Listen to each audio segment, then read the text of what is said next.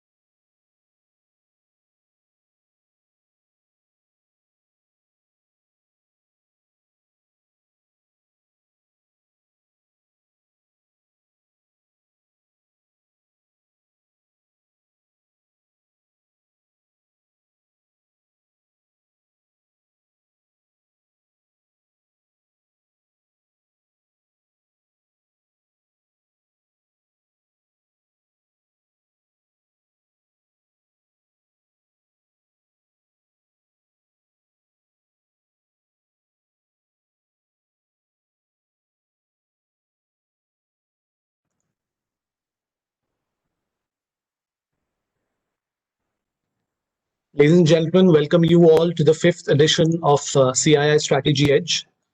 Before I introduce the head of the Center of Excellence for Leadership, I would request the audience to note, please type in your questions during the session in the conference section where you're viewing the program. I would now like to call on Ms. Indrani Kaur, Head CII Suresh Neotia Center of Excellence for Leadership.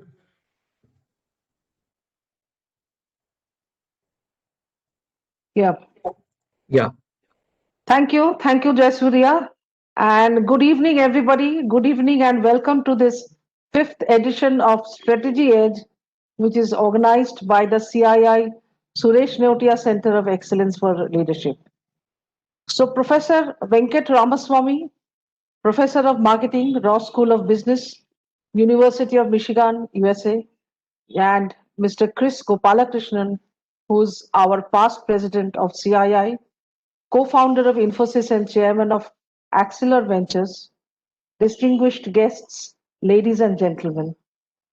I think on behalf of the CII Suresh Neotia Center of Excellence for Leadership, and on my personal behalf, I take great pleasure in welcoming you all to this fifth edition of Strategy Edge being organized by this center. This Strategy Edge to 2020, the new one, the new version, is a consecutive masterclass series on the topic of strategy and innovation in uncertain times, to be conducted by 5 top global thought leaders. This masterclass series builds on the success of earlier editions, which featured Professor Vijay Govindarajan and were held across Kolkata, Bengaluru, and Chennai over the course of the last 3 years, which has witnessed the participation of over 1,000 business leaders on corporate executives from all across India. This program, Strategy Edge, has evolved to become one of the flagship initiatives for the CII Center of Excellence for Leadership and is widely acclaimed as a premier perspective sharing forum in the domain of strategy and innovation. Gentlemen, since many of you may be joining for the first time in any of our programs, just give me 2 minutes to allow me to give 2 minutes to give you a brief background of the CII Suresh Neotia Center of Excellence for Leadership. This Center of Excellence for Leadership was set up by the Confederation of Indian Industry in Kolkata as a part of CII's integrated agenda of building competitiveness of businesses through centers of excellence and is amongst the 11 centers of excellence with CII under the leadership of people like Mr. Gopalakrishnan had set up on logistics, sustainable development, manufacturing competitiveness, SME competitiveness, green businesses, food and agriculture, water, digital transformation, etc. This center of excellence was set up as a center which cut across horizontally across functions. While many centers of excellence were process driven, this is actually on people. So this was established on the basis of a core belief that the quality of leadership will play a key role in enabling India to succeed in its mission for inclusive growth and competitiveness and claim its rightful position in the global arena. Established in the year 2009, this center is aiming to become a key facilitator of leadership development, not only amongst business and industry, but this center also actually spans a little beyond that amongst the a diverse and comprehensive range of services. So it's not just about leadership in businesses and corporate touch. Its touch points go to, uh, people like labor, your NGOs, voluntary segment, etc.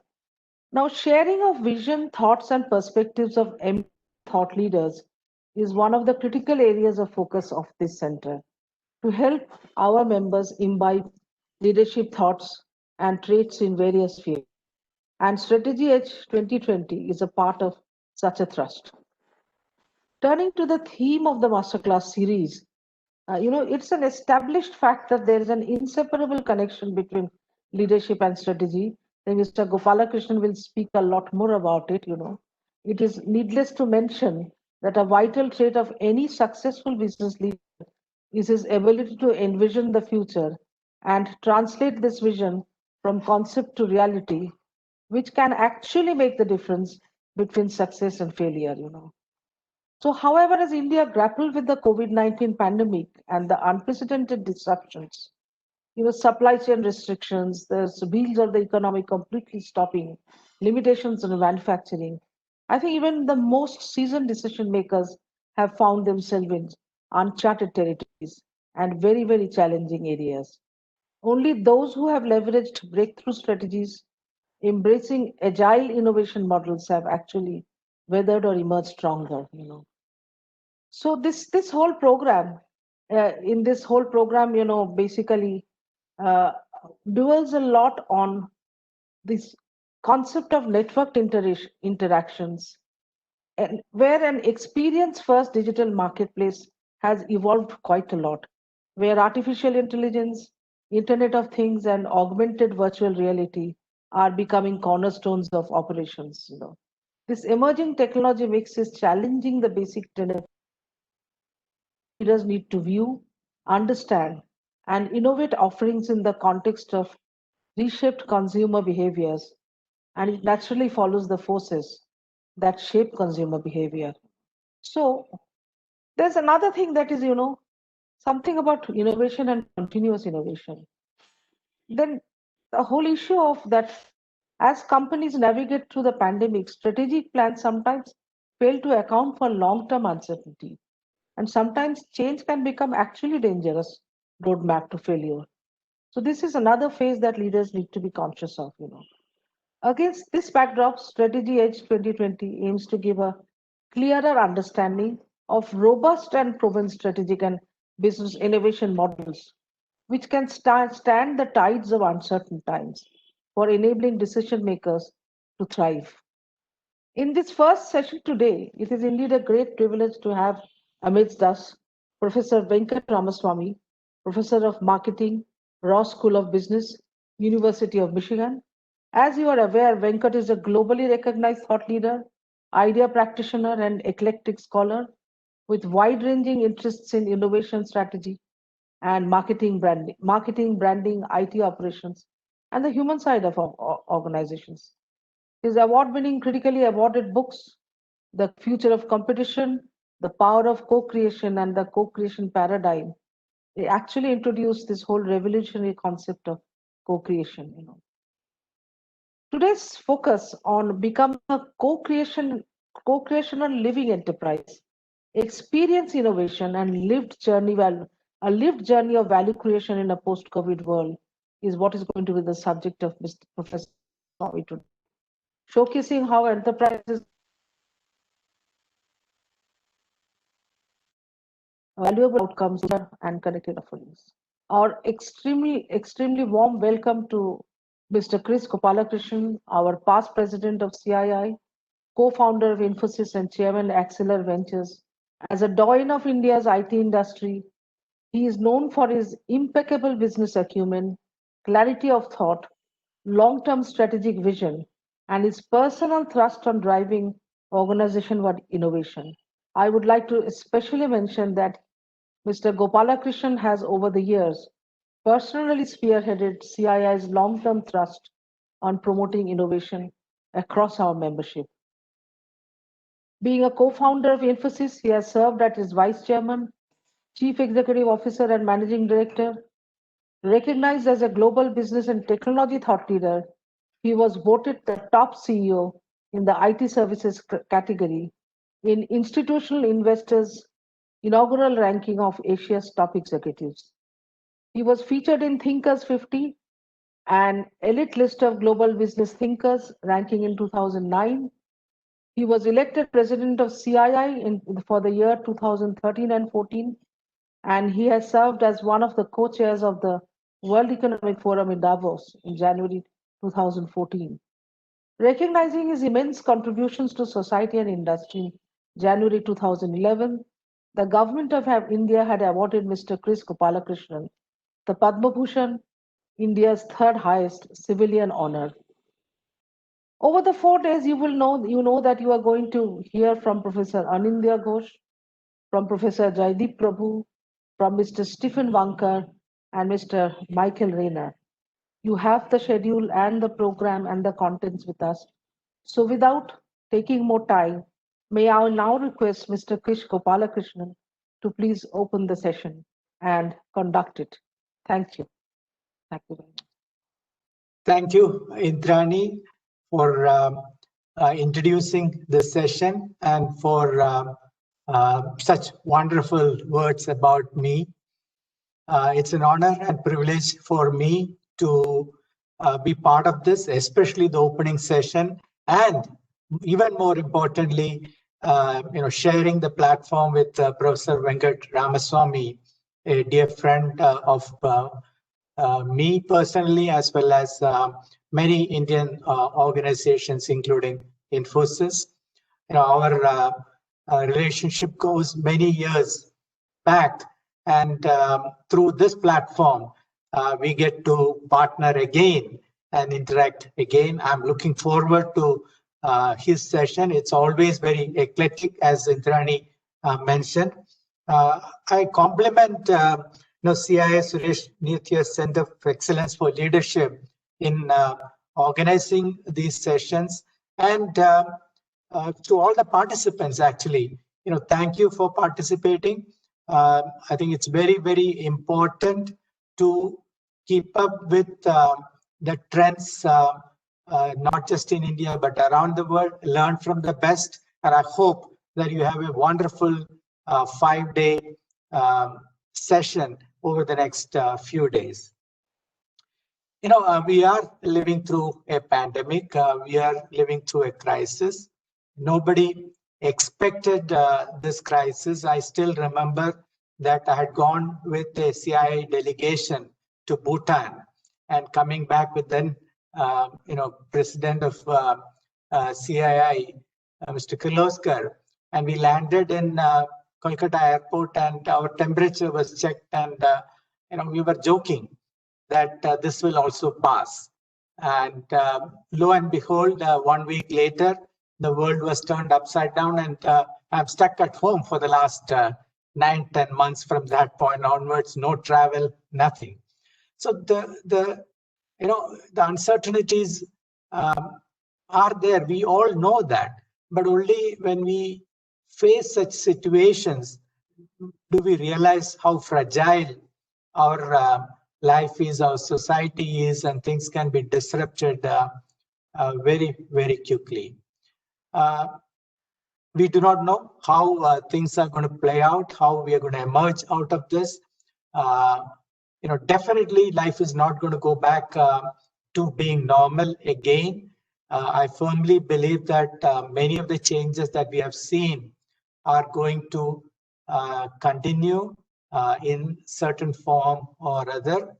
For example, right, work from home, right? I firmly believe that work from home is here to stay. We may actually see less and less business travel in the future, and we will probably see travel being used primarily for personal travel, meeting family and friends for pleasure, and lesser business travel. Our productivity has actually gone up with this. For participating in something like this, in the past, I would have had to travel for a day and things like that, and maybe lose a couple of days. But now I just join with video conferencing. Venkat is able to join from Michigan and give his lecture and things like that. So these are changes that I believe we have adjusted, and we have actually figured out how to increase productivity. And these are changes, as I said, will probably be there in the future.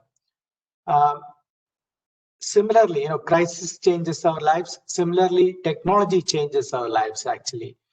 Introduction of disruptive technologies changes our life. And one disruptive technology that I was part of introducing, I was part of living through, part of creating an industry, is the digital computer revolution, starting from 1945 onwards. And we have seen the dramatic changes that have happened in businesses, in our life, etc. And if there are people who are born in the 90s and beyond in the audience, you would be surprised to know that we were born and brought up in the period where there were no mobile phones, no internet, no social media, etc. And fast forward today, how our life has changed. Our lives have changed with all these technologies. Similarly, businesses have changed. New businesses have been created, and the top 5 companies, if you look at in the U.S. Stock exchange, many of them are less than 50 years old, actually, and some of them are less than 25 years old. But they are the market cap leaders today. Again, that says that we need to move with the times. We need to leverage these technologies. We need to create new products and services. We need to create new businesses to take advantage of the emerging trends and things like that. The last point I want to make is, even during this pandemic in the US, Airbnb went for a public listing. Right? It's counterintuitive in some sense. This is a sector that has been completely devastated, the hospitality sector. And in that period, you are actually doing an IPO for Airbnb company. The IPO, at least in the short time that it has been online, has been a spectacular success. And it is a spectacular success for the reasons that are very important to realize. It's a asset-light model. Second, so in fact, it has reached millions of rooms or millions of places to stay in a very short period of time without spending too much capital, highly capital efficient and things like that. It has actually co-created, and this is why I brought this example with the people they call hosts. These are the people who own the assets and things like that, the experiences that customers and consumers enjoy with Airbnb, and so much so that Airbnb has offered these hosts option to buy equity in the IPO and things like that. They had a special category for these hosts, etc. And I hope many of the hosts took advantage of that, because the share price jumped up significantly after the IPO. look at this, a company that is just a few years old, did an IPO, and the IPO did spectacularly well in one of the most difficult periods. And today the valuation is, I think, 80 billion plus or something like that. The valuation is not important, but the reason why I believe it is different is the brand that it has been able to create, the experience that it has been able to create, along with this host, along with these customers, leveraging technology, using asset-light models and things like that. The bottom line is, if you are a business today, you have to reinvent yourself. You have to reimagine your business. And every business will be different going forward. In the next 30 years, we will see even more changes than in the last 30 years. I lived through the last 30 years, but the next 30 years are going to be even more exciting. And this is an opportunity for India too. So if you look at the 20th century, the first half of 20th century is the story about automation of factories, the creation of modern factories, automating production, ability to actually, number of products with very high quality using modern management principles and things like that. The second half of 20th century is about digital computer revolution, or the third industrial revolution. And the story is again about the companies that emerged out of that, taking advantage of the digital computer, etc. But more importantly, it is also the century where US became the largest economy in the world. It emerged out of, at the beginning of the 20th century, Europe was dominating the world, but at the end of the 20th century, US dominates the world. And it's primarily because the modern management principles, the modern factory, etc., were actually invented in the US. And in the second half, US is the #1 location, primarily around the Silicon Valley, the Boston, etc. Area, which created the computer industry. And I believe we have an opportunity, because everything is going to be reimagined and reinvented. We have the opportunity to transform India over this century, 21st century, and we have the opportunity to create the next best companies, the next practices, as Professor C.K. Prahlad used to say, and fast track our economy, create global multinationals in India. We are the third best location for startups. So we have large number of unicorns and even more in the future. So we have an opportunity to actually transform our society, create the next practices, and create and invent industries over the 21st century. And the possibility exists, because in a lifetime, in 100 years, if US can transform itself, I believe that we can transform India in the next 100 years to become one of the, it will definitely become one of the largest economies in the world, but more importantly, change the life of our people, transform the life from per capita income of $2,000 to $10,000 to $20,000. Look at that, actually. We are going to multiply the wealth in the country by 10 times when we take the per capita income to $20,000. That is an amazing amount of wealth to be created in the lifetime of an individual. And that's the opportunity that I see in us reimagining and taking advantage of the technology, as well as the opportunity these technologies provide, these crises provide, as well as the new models that emerge. So along with tech, in the business model, the strategy, etc. And that's why this series that the CII Center of Excellence for Leadership has come out, the StrategyEdge 2020, is very appropriate, very important. And you are today going to listen to one of the gurus in this, Professor Venkat Ramaswamy. For the past, I think 20 plus years, he has been working on the future of competition, but centered around co-creation, centered around living experiences, centered around how you can actually change the life of a consumer, customer, client, but in changing that life, extracting value for the business also. See, anytime you co-create, you have to make sure that it's a win-win-win scenario. All around it must win. See, the win-lose scenario is a transaction. A win-win scenario is a long-term benefit for entire society, long-term benefit for all the stakeholders. And that's why, his model, his theory is going to be very important. I hope you all enjoy this session. I'm now going to invite Professor Venkat Ramaswamy to share his, presentation, his theory. He will speak for about 45 minutes.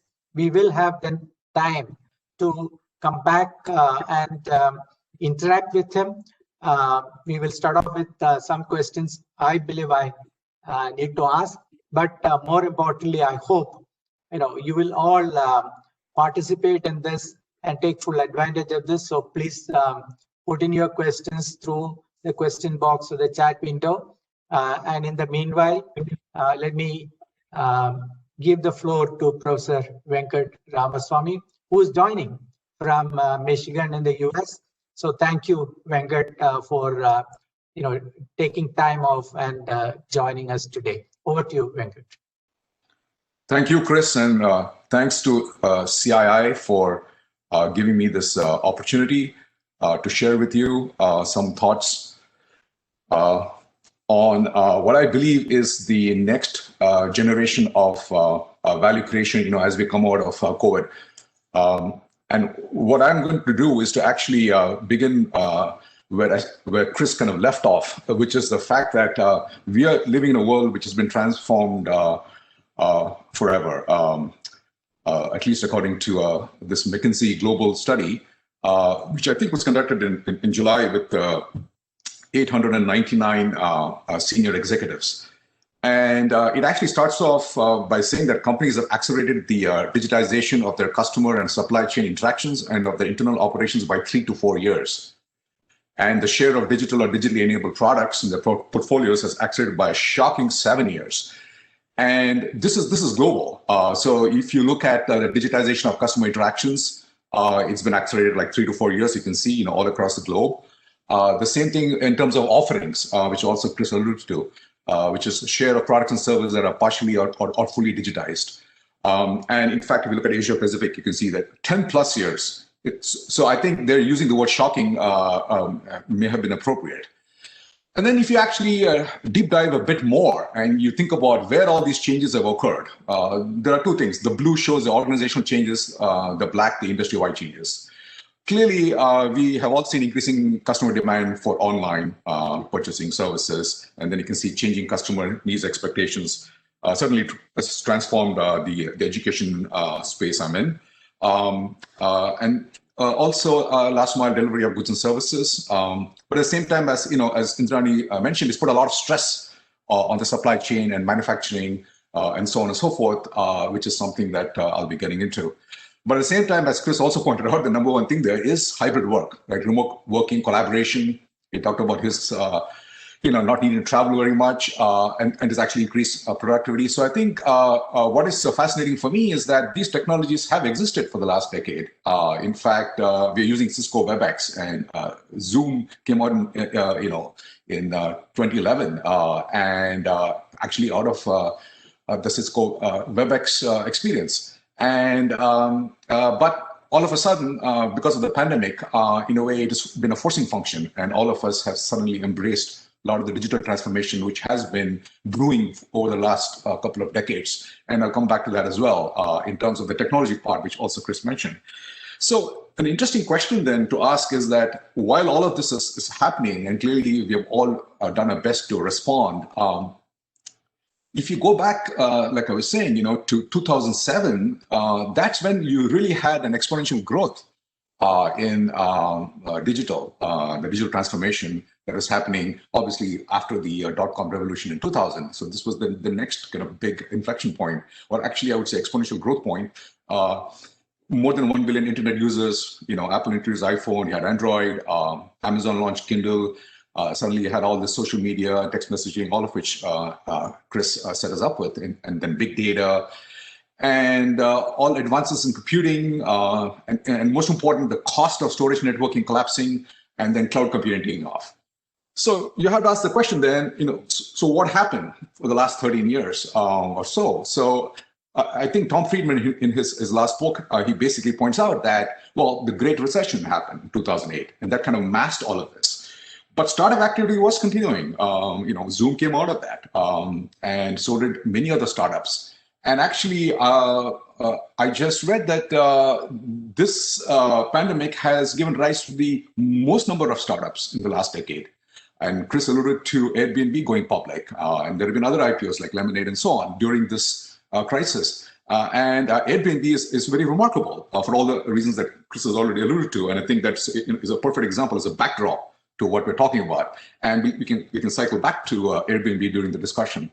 So an interesting question to ask is that, okay, so is this now, a moment of reckoning, clearly, from a digital transformation point of view? But then let's ask another interesting question, as Top Friedman might ask again. Are we missing something here? Is there something that this is masking? And I think there was a hint in Chris's opening remarks that what it has brought out is all of the fragility, as Chris put it, in terms of our society. And perhaps what people are seeing in Airbnb is the fact that they have a much more co-creative model with hosts, all the way up to equity, as you pointed out, and providing a host endowment and communities fund. So the hosts are a very, very integral part of the business model. This is super, super crucial and very integral to what I'm talking about. So we need to start thinking about more of an integrative value creation approach. We use the word inclusive.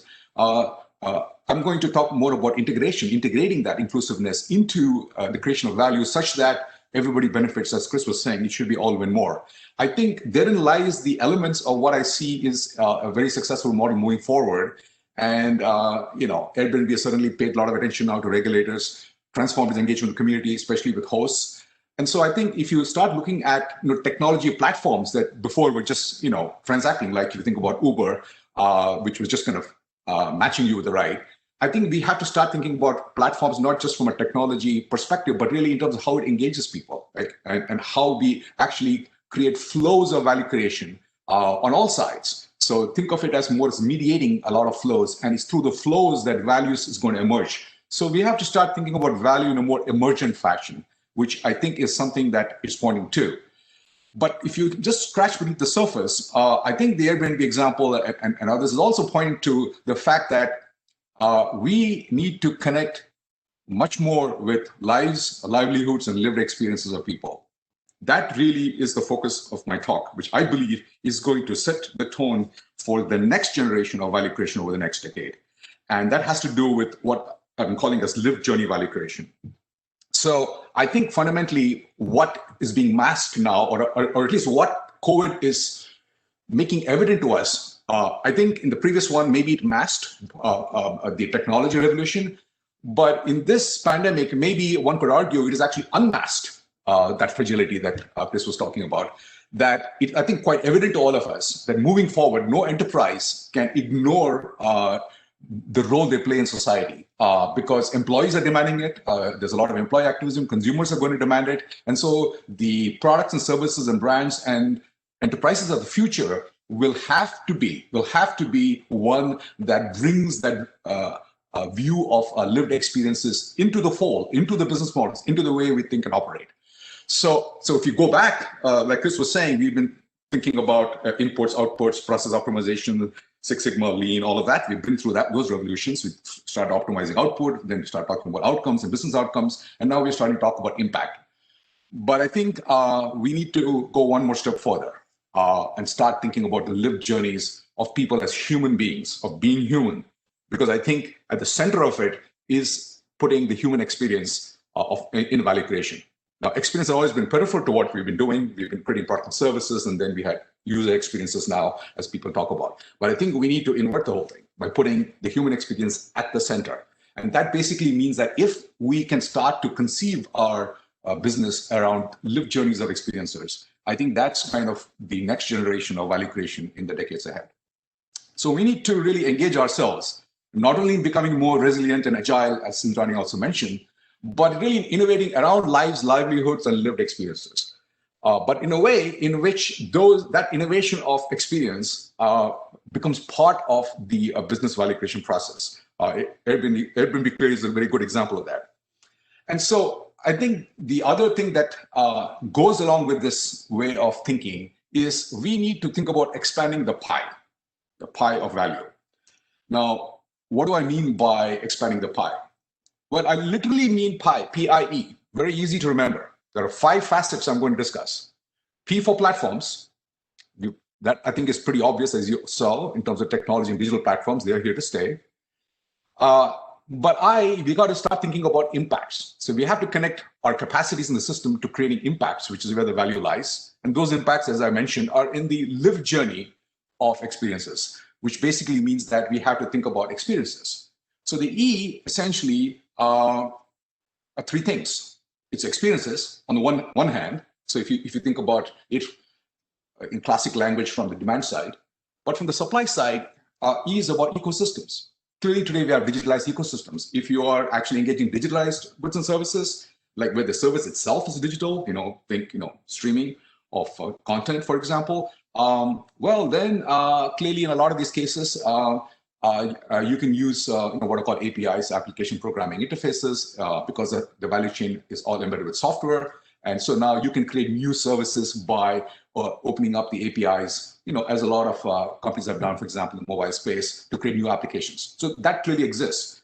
But I'm talking about something much more than that, much more than the digital technology as part of the platforms. I think we have to think ecosystem first. And this is a point I'd be happy to come back to. I think in a lot of technology companies, if you think about Silicon Valley, we start the technology platform, and then we start thinking about how do we create value? How do we start thinking about the ecosystem? And some of them might talk about ecosystems in that fashion. The way in which I'm going to use the word ecosystem is in terms of experiences. I prefer to use the word experience ecosystem to make a point. And that is, we need to think ecosystem first. Clearly, we live in a natural world. It's a natural ecosystem.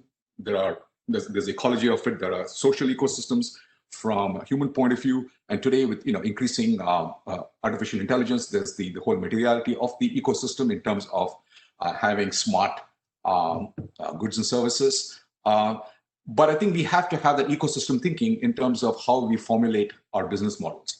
So I'm using ecosystem in the broadest sense of saying it's the ecosystem first, and then asking the question, what role can we play in actually facilitating the flows in the ecosystem, which are actually enabled. So platforms are an enabler, and they, of course, trigger experiences. So we really need to start in the center, so to speak, by bringing together ecosystems, experiences, and platforms to create impact. And so one really has to start thinking about how the value is going to get co-created. So what I'm going to do then is to essentially talk about how we go about doing that, and especially what are the implications for an enterprise. Clearly, what this means is that you not look at something that is fixed, that we can go back and optimize, we can predict it, and we can put stuff out there. We really have to become very comfortable with dealing with a very complex adaptive system out there, which is really how the world is. Today, we are living in complexity, with complexity in this hyper-connected world. And so I think we need to rethink our management mindsets and systems and processes and the way in which we design our organizations to be much more adaptive. Clearly, we're doing that in the case of software development with agile development processes, which is also flowed into broadly business thinking. We're talking about being agile and resilient and so on, and the crisis has demonstrated that.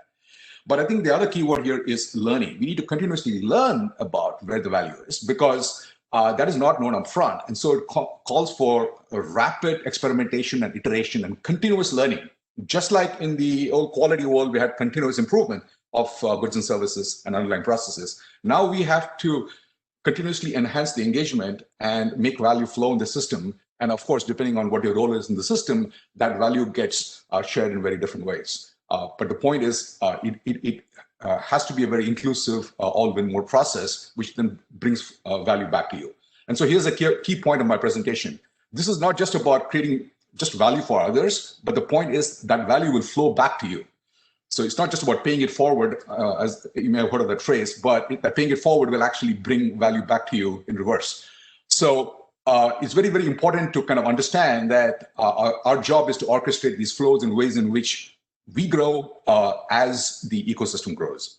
And therein lies, I think, the fundamental principle of how we can generate far more wealth, welfare, and well-being society than ever before if we are able to think this way. So we need to therefore engage in what I call as interaction creation. The word co-creation gets used a lot, but when you think about I would encourage you to think about interactions. Think about it as interactional creation, clearly with people, but also processes and interfaces and so on. And most important, this interaction creation has to happen with all stakeholders. I think we all do consult with stakeholders. We do take stakeholders into account. But as I'll discuss, we need to not only broaden the way in which we engage with stakeholders so that we can create a co-creative model, but at the same time, I'm going to basically argue that we need to consider all our stakeholders as experiencers. The word experience is very important because that's the way in which we can expand this pie of value that I was talking to you about. And most important, that value has to be connected with their ongoing lived journeys. So that's where the actual experience occurs. And if you start thinking this way, then I think it's all about becoming what I'm calling for short as a co-creation living enterprise. So there are two parts to this. If you look at this kind of x-axis here, it's saying that we need to start thinking about value creation via those 5 facets, just so think expanding the pie. And that involves continuous interaction with individuals. Clearly, AI, machine learning, all of the technologies that we talked about earlier is facilitating much more unique value for somebody at a particular point in time in the context of where and when they are in the flow of life, but also in your workflow, right? If you're thinking about, if you're a business to business, you got to think about the business workflows on the other end.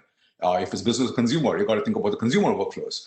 Or what is the consumer trying to get accomplished? You may have heard of the concept job to be done, but we need to go beyond just the job to be done in terms of, what are you trying to get by way of accomplishing the job, and what is the context in which that is happening, and what is your actual lived experience in the journey of getting it done, etc. So it requires much more in-depth interaction with individuals, and that's where a lot of the technologies can facilitate that better granular understanding, because that's the way in which the value can get created. At the same time, so these are not two independent dimensions, we need to also continuously interact with stakeholders in kind of this back and forth fashion, all the way towards becoming a co-creative living enterprise. So what I'm going to do in the sake of time is, I said, okay, I need to pick one example here so that we can deep dive into it, and I can share a little bit more in depth in terms of some of the questions we need to be asking. And so I'm going to just use ITC as an example. And I'm doing that for a few reasons. First, I think we all recognize, and this goes back to remarks of Chris, but also Indrani, that over about half the people in India essentially derive their livelihoods from agriculture or agriculture-related services.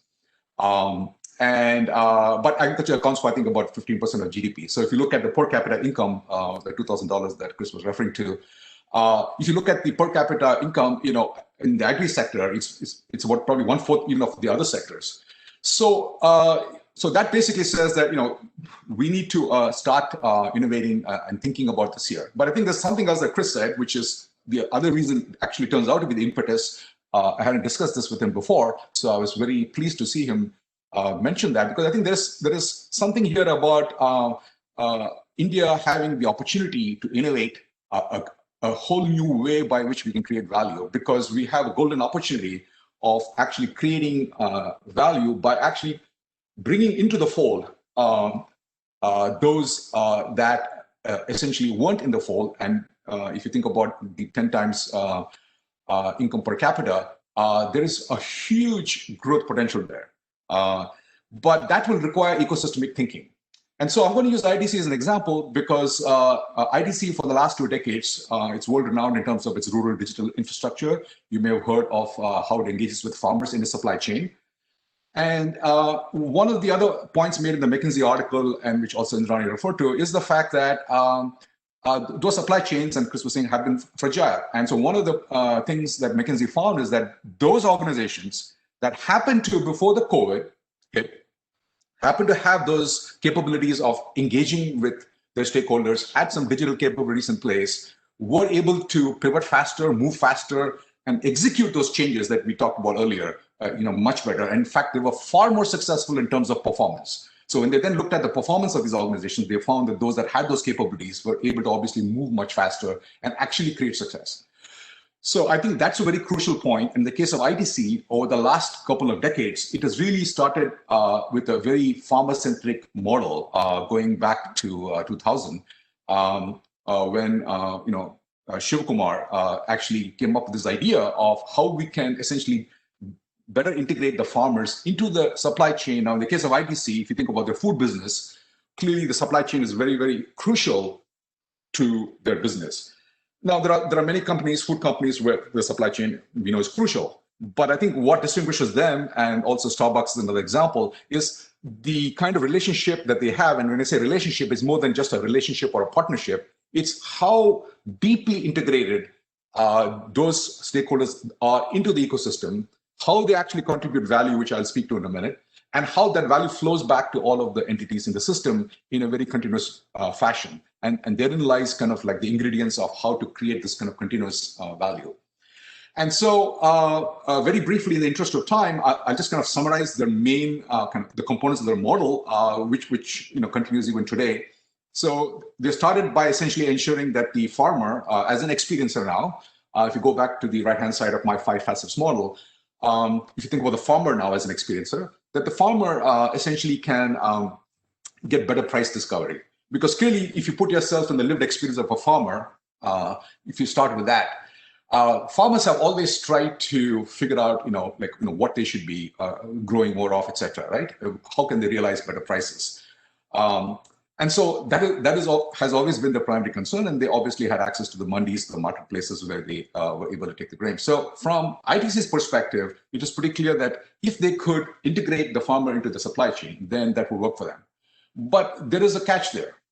Clearly, from ITC's perspective, they're looking for quality, and they're looking to essentially, their strategy downstream was that they could essentially take these quality ingredients and create some differentiation in the marketplace. Of course, when it started, even the commodities market, they would have been able to differentiate themselves much better than their competitors. And then if you look at the packaged goods business, it's the same thing of having better control over the variety identity of the crop, because when it gets into the marketplace, all of these different qualities get mixed up, and then you have to kind of unsort it, so to speak.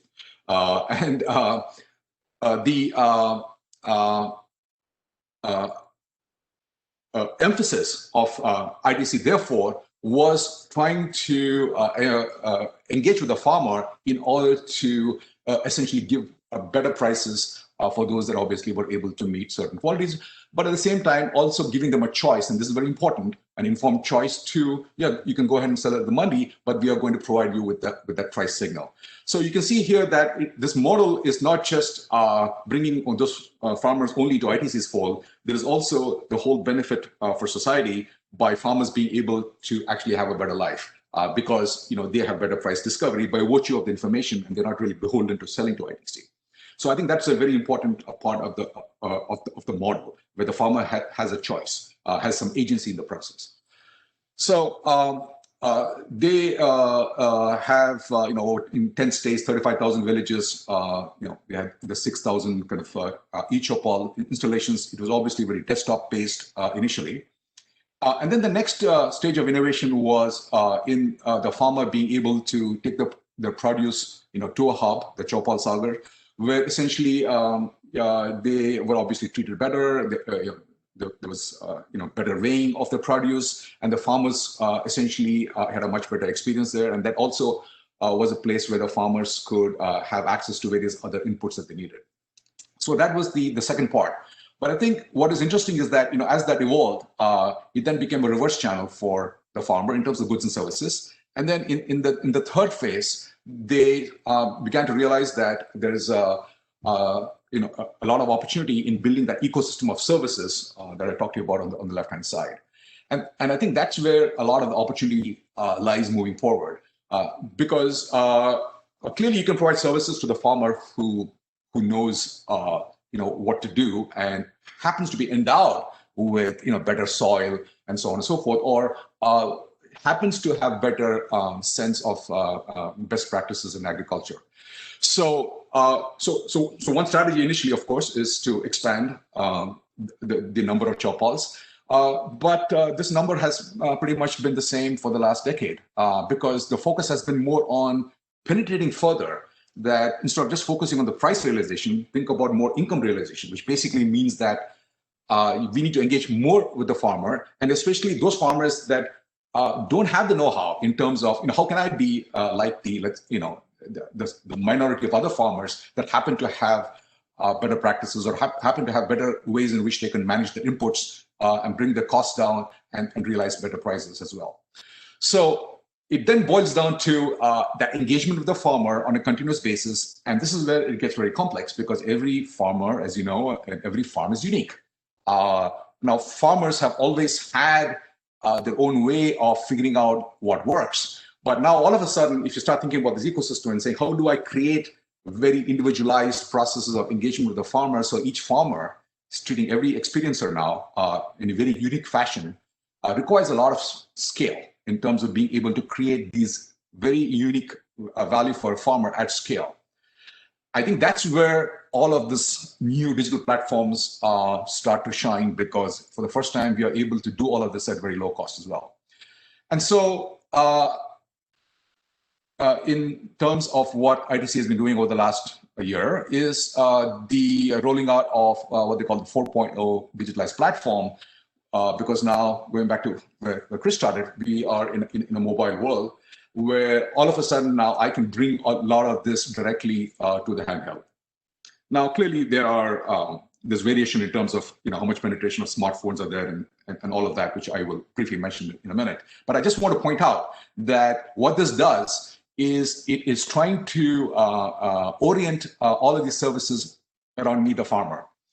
And one of their extension services was the Chopal Pradarsan Khet, which basically is a demonstration plot where you actually demonstrate the value of these goods and services. So I think this is a very, very crucial point. In the past, we've all benefited from just delivering goods and services. That's not enough anymore. We need to now go one step further and ask, how do those goods and services create value for the customer, right? In other words, we have to think about the customer's value chain, or in this case, the farmer's value chain. You have to think about the other's value chain, the stakeholder's value chain, the experiencer's value chain, and ask the question, what can I do to bring value in their value chain? And then connect that back to your value chain, and which seems like going the other way around, because we have focused on, I'm sitting here in Detroit, starting from, raw materials, you bend metal and out comes a car, and that was the entire Ford model. Today, if you look at Tesla, the car is a software on wheels. So that's where the value is, the experience is. And so we have to start connecting things backward from the experiences, so to speak, and build the ecosystem to support that experience, which is why I call it an experience ecosystem. So if you think about this as a concept, I believe that if we start doing this and thinking this way and build management practices this way, we have just, infinite opportunity in terms of expanding the pie of value. But it's going to take a lot for us to go from here to there, and we can start talking about how best we might do that. So the task then is, how do you achieve impact at scale and scope so that we continue to expand the pie?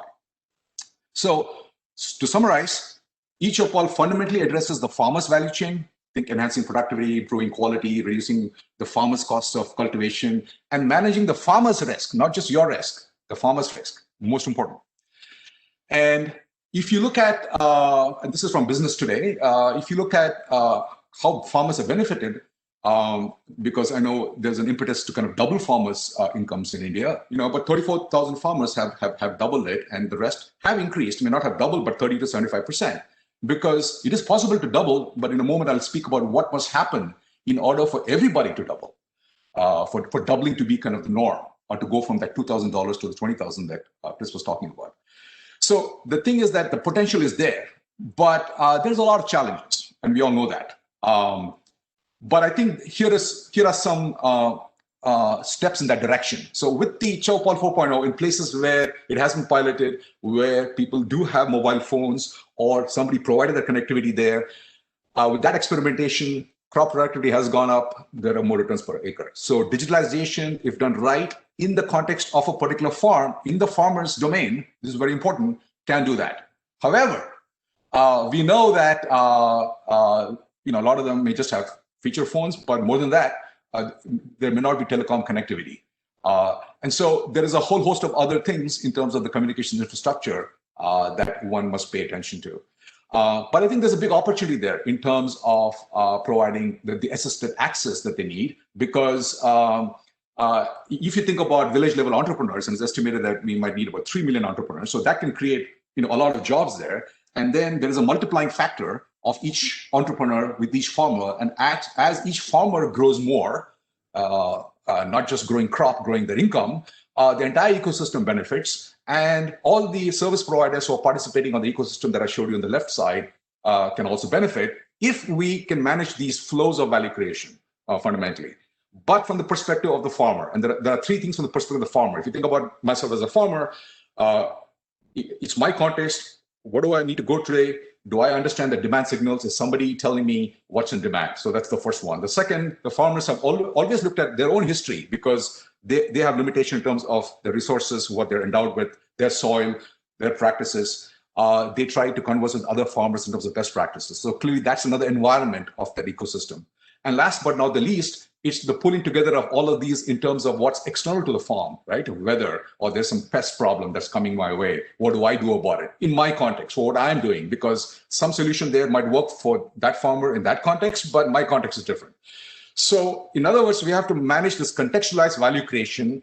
And so the flow of knowledge and insights has to go back into the ecosystem to the service providers and suppliers, so that they understand that by combining XYZ, that they can, be able to better improve the kind of income of the farmer. So let's say, I can make it go up by 20%, then maybe I can increase my price by 10% and get a share of that increased pie of value. So I think we have to start thinking about that shared risk return model, which obviously happens a lot in a B2B instance, right? If you think about IT services with large clients, that happens all the time. But how can we do that at a micro level at scale? I think if we start thinking that way and saying, how can we start to create like a way in which this pie can grow in such a way, therefore, now that the farmer has additional income, I can get a piece of that. So we need to kind of invert it and start thinking about how we grow the value creation through these flows. And that's what I'm going to focus on the rest of my talk by giving you some pointers and then open it up for discussion. So there is another thing here, which is if we're going to do this at scale, obviously the level of a country here, the role of the government is very important. And actually the Indian government is in the process of building in a lot of this digital infrastructure, because there are lots of other things that have to come into play, from land records, connection with the bank details and so on. And so the unified payment interface in India, is a great innovation, as is Aadhaar in terms of detail verification and so on. So all of these things are necessary ingredients so that co-creation can happen. And my understanding is that the Unified Farmer Service Platform has been kind of conceived and developed, and is in the process of getting all stakeholder inputs, which I think is very, very important. And I think this is a very necessary ingredient to the whole mix. So to kind of conclude this example, I kind of reached out to Shiv Kumar, with whom I've actually been engaging for the last couple of decades. And I asked him, okay, is there something that he feels is much needed in terms of everybody benefiting from the process, going outside of a particular corporate business model? Because if you think about 4.0, and this is very crucial, the ecosystem is open ecosystem in the sense that any startup in India can now build agri services. So it's a different agri extension model than the classic extension model, which is kind of a push model. This is a very pull model from the farmer's perspective, where startups can build their own applications, even for other farmers that even ITC may not be engaging with. So 4.0 is really about building that platform as a service. I call it a capability as a service, where different startups can work. And they're working, I think, with about 20 startups in India at the moment. And I'm told as many as 400 startups are working. And going back to the fact that we are seeing a lot of startup activity, I think we need to think different of how do you engage those startups and create a pool model here, where all the different corporates obviously can benefit in their own business models, in their own strategies where they're competing. But there's an underlying public good infrastructure which is necessary for everybody to start competing on that same footing. So in the conventional model, you create finite value. So this does require a shift from the classic competitive mindset of a fixed pie. But when you become a living enterprise through this co-creation ecosystem, like in the case of ITC Chopal, there is no such limit, because every interaction and engagement has the potential to create value for everyone. But the question is, how do we orchestrate this? How do we govern this? And how do you do this in a way in which it expands the value for everybody? So I think basically what it means are a couple of things. I talked to you about the 5 facets in the center here, but what it means is you're seeing the handles at on the sides. It means that wherever anybody is participating, whether from the public, private, or the plural sector, each one of us has to think about how to engage our stakeholders as co-creators. But there has to be some shared digital infrastructure that supports all of this. And I'll come back to that point a bit later. So for now, what I'm going to do in the next 5 minutes or so is to just quickly go through a bunch of questions. We obviously don't have time to get into these in detail, but I thought I'll leave you with a set of questions in terms of, okay, what can I do? How do I start thinking about this? First, think about how you can make your ecosystem more generative, and think about how you can link together different environments and create more value, identify new pathways to value. So I would urge you to ask 2 questions. The first question is, how can the ecosystem environments generate more valuable flows of interactions that are more event-based? There's a pest problem. Okay, that should trigger a set of interactions in the ecosystem with the relevant parties. So specific resources get activated in the context of that particular problem. The second is, how can we link together these different environments to actually facilitate better flows of interactions? So an example would be, I'm a farmer now. In order for me to use a particular fertilizer, this has to be used in combination with something else. And then I'm thinking about, okay, am I covered by insurance? So it might require a micro insurance provider to work with the fertilizer provider, to work with the pesticide, and work with the part of the data analytics that is being utilized by combining this farmer's practices and looking at other similar farmers who have similar profiles, so that you can give this farmer a very unique advisory by the whole team, so to speak, across all these entities. So that's very different than the kind of normal way in which each one might just go dip into the system, extract, and come out. The next 2 things have to do with inclusion and evolvability. So what do I mean here by inclusiveness? Inclusiveness is a general principle, but here I'm talking about ensuring that these different providers in the ecosystem get triggered and become included in the context of a specific thing. So if there is a pest problem in a certain area, it triggers a different set of resources than otherwise. Or if the the weather is having a certain impact, and IBM provides a lot of hyper-local weather information. It is really how you combine that with what the implications are for the farmer. So we're really looking at integration of various pieces of data which bring about unique value for the farmer here. Then it's very important here, obviously, to do this at scale and scope. And so I think it's important to also think about which one gives you the most scale and identifying those flows of interactions where the most value is. So that, as you're growing the scale, you're also connecting the environments. Because sometimes we have a tendency to do something and then just create a scale, and then we bump up against a lot of the other environments that we may not have considered. So we need to actually bake that in terms of how we scale. Then I think from the experiences point of view, clearly, what all of these means is you have to be very sensitive to the specific context in which value is being created, in this case for the farmer. And so you need to understand it in the context of space and time. And more generally, you can think about location-based services, right, which help bring value where you are in the moment based on what job you're trying to accomplish. So you have to become much more context aware in terms of recognizing where the value lies for each individual, and also how people want to be involved. Or what is that farmer's aspiration at a particular point in time? It's also a function of the farmer's history, which may not be known to you. Just for example, think of Netflix. How many times have you gone in and it gives you a lot of these recommendations, but you're in the mood for something? But where is the mood interface where I can say, okay, forget about all this data history you're looking at in the past, and you may have watched a movie maybe 3 years ago, or you're nostalgic for something you watched 10 years ago. But can I communicate, hey, I want movies like that, and give those things? And then, let the algorithm work. In other words, can you co-create with the algorithm? Where is the interface for me to put that in so that I can share what mood I'm in and let the algorithm go to work and figure out what's best for me, rather than just only looking at all of my past viewings in general and what's popular in training. Obviously, those are all very important, but maybe not how I want to be involved today. That's just a quick additional example that popped in my head. And then the last one is in terms of making things much more meaningful from the perspective of the lives and livelihoods of people. So you may have all heard about how during COVID, telehealth has taken off.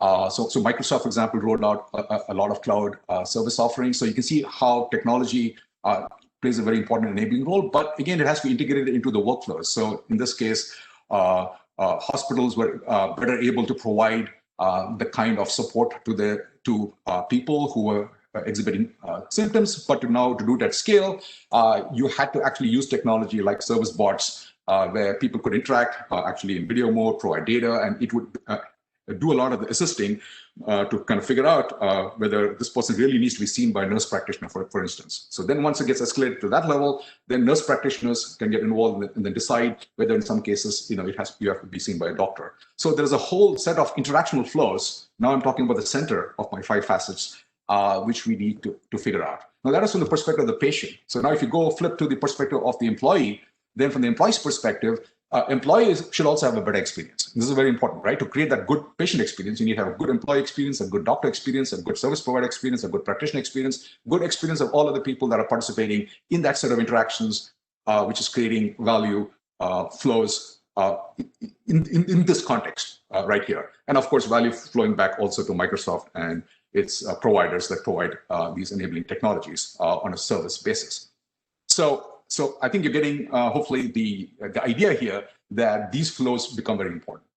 And I think one of the things that is going on is that, as Satya Nadella would say, every company today is a software company. And he says, I can't think of any company that is not, but it's not about buying and deploying software. It's just thinking about your own future as a digital company. In other words, how to use these digital technologies in very valuable ways. And what I'm suggesting is that thinking about this kind of ecosystemic experience value creation is where I believe the growth potential lies for everybody in ways in which it's inclusive and also can start to address a lot of societal challenges in terms of bringing more equity in the system. And so to kind of summarize, you can start with different interactions, but think about how you can connect those environments. The more you can do that, and more connections you can get all across the chain. And for example, in India, I know of automotive manufacturers that have rolled out actually new models during this COVID in the last 8-9 months, and they're doing much more collaborative product development. So today, somebody who's a product developer can actually interact with a mechanic who actually saw the first instance of some fault in a vehicle, and they can all interact along with senior management on the same call. And I think that's very important. You have suddenly contemporaneous communication interaction. People can show videos of where the fault is or how the market is responding. And so you can really make a decision-making much more real-time across the chain. So if you think about the traditional value chain, what you're really saying is an experience ecosystem cuts across horizontally as opposed to these vertical flows that we have kind of optimized in the past. So speaking then of these flows of engagements, very important to enhance ubiquitous access to information tools, allow for different people to participate, bring their shared experiences into the mix, having appropriate transparency so that we can start to make better decisions. Then essentially dialogue is important. How do you have active, explicit dialogue to facilitate richer understanding of where the value is. And reflexivity, what I mean by that is feedback, feeding back into it in terms of the quality of the experience, as well as feeding back what matters to you in terms of the outcomes and the impact that you value. So we need to start thinking more about these things as we design and configure these value flows. And so now I then come to the last point about impact. So we have talked, hopefully you've been following that we've started for the ecosystem. We started, of course, with platforms, then we went to the experiencer, then we talked about the engagements, and finally now we are at impacts. So let me do this again. So the 5 facets, the goal is to essentially orchestrate these flows in ways in which it generates even more value. So you can start with a focal stakeholder shown in the top right-hand corner, let's say customer. But as you saw, for example, in the Microsoft example, that patient interaction requires you to bring value from the perspective of, let's say, a nurse, and there may be other stakeholders who are involved. If it gets escalated to an actual teleconsult with a doctor, so that person now becomes part of that interaction. So if you follow that flow, that lived journey flow, it's going to reveal different sorts of interaction that might create value. But at the same time, on the left-hand side of this graphic, it basically starts to provide a sense of where the value might lie to these other enterprises, right? From the hospital's perspective, and then Microsoft is a partner for the hospital. So if the hospital is a focal enterprise, there are other enterprises as part of this ecosystem. And so you need to obviously balance a lot of these different values in the system and ensure as much equitableness as possible. And in fact, the Airbnb example is a good example of making it much more equitable for the hosts by also making them part of the process, or in the case of eChopal, working with farmer-producer cooperatives, for example, in this mix. And so clearly, people have to engender trust and make things much more sustainable.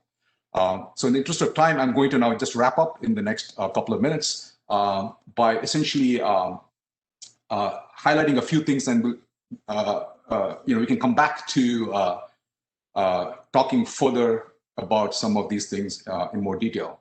Because I now want to essentially turn to the fact that, okay, all of this works in the case where you do have a lot of these digital interactions infrastructures in place. But what about the case where you have a lot of micro entrepreneurs, for example, in India, people who produce crafts and artisans, for whom you're still trying to have access to a lot of marketplaces. So I just thought I would also share one more example with you in terms of the industry foundation, which catalyzes ecosystems, because I think one of the things that we need to think about here is how all different kinds of organizational forms can come together to co-create our future here. So industry, one of the things that enterprise has incubated is Greencraft, and it's very inspiring to see how they were able to respond during COVID with various artisans in India. So these are actual pictures that actually artisans sent from their mobile phones as they were actually taught how to make masks because they suddenly lost their livelihoods and their income. And so that was actually provided remotely. And then they started teaching each other.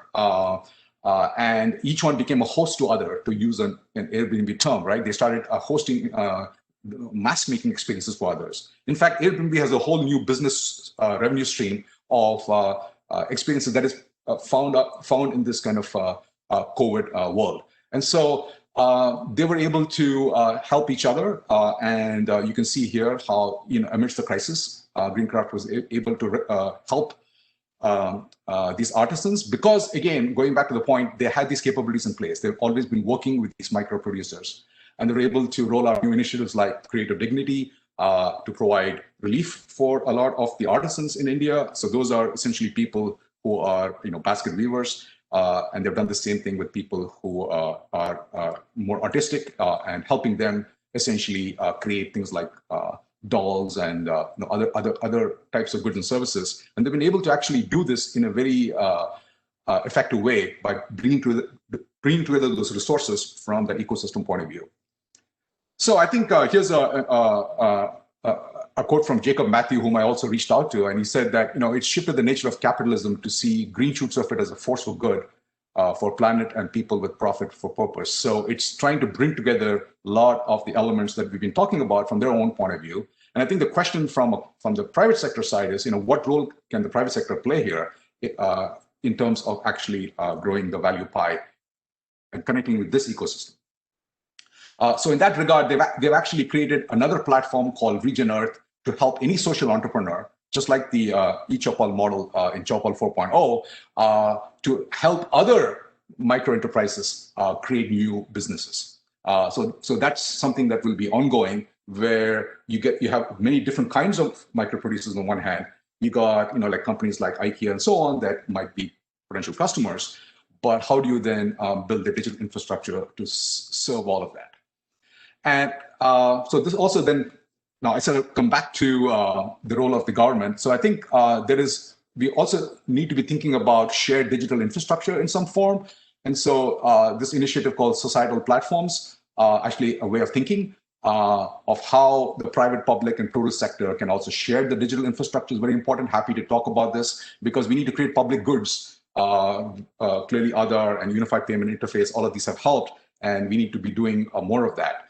So how can we open access to these digital infrastructures? How can we co-create that? And then how can we build platforms where we can co-create a lot of offerings together for a wide variety of different types of entities?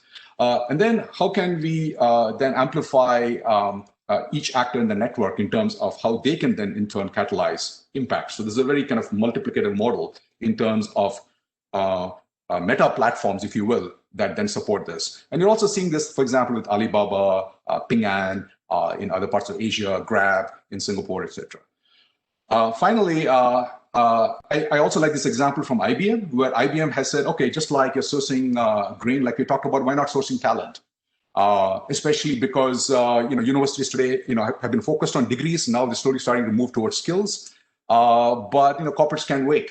So IBM has essentially worked together with a whole bunch of schools to create a new public education model, which it calls PTech.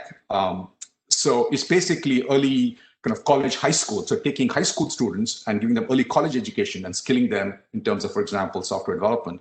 And I understand that almost like 15% of IBM's new hires have come from here. So this provides a very obviously direct pipeline into their talent management. And so to conclude, I'd like to go back to where Chris started. He talked about the fourth industrial revolution, from water to electric to computer power. And the IT services industry may be going from 3 to 4. But I think when we're talking about agriculture, and that's why I took that example, that's probably still in 2 to 3. But that said, if we're going to innovate and get to the next generation of value creation, we need to think about experience ecosystems and harness all this interactive intelligence that is at the core of the fourth industrial revolution. I was going to talk about John Deere. I'll skip this example, happy to jump into it, because I think John Deere, which actually makes, for example, a lot of agri equipment worldwide, just during the pandemic, rolled out a new vision and operating model. And it's all about creating new experiences and creating new ecosystems to support farmers. These are total contrast to the ITC in Indian context, large holding farmers who actually use highly sophisticated tractors, which are smart and connected. In fact, they are autonomous vehicles. We're talking about autonomous cars. Some of the combines have Saturn. They can go by themselves. So it's a very different setup in terms of how do those farmers who have so much of their own data across farms, how can they bring more value to this? So the flow of interactive intelligence in these experience ecosystems, which are powered by the digital infrastructure, is at the core of this Industry 4.0 value creation. So sorry, I had to kind of rush through some of this, but I think I wanted to make sure that I got all of it in so that we understand that this is a very holistic approach, which has many pieces we need to at least be aware of in terms of co-creating the future. And so start from wherever you can and start growing the ecosystem from there. I'd like to conclude by essentially, again, citing back to the remarks that were made earlier by Chris, that we have this big opportunity. He talked about $2,000 per capita to 20,000. Think about that, right? 10x. And I know that we're going to be celebrating our 75th birthday in terms of India's independence. And I think I'd like to basically put forth an aspirational declaration of interdependence.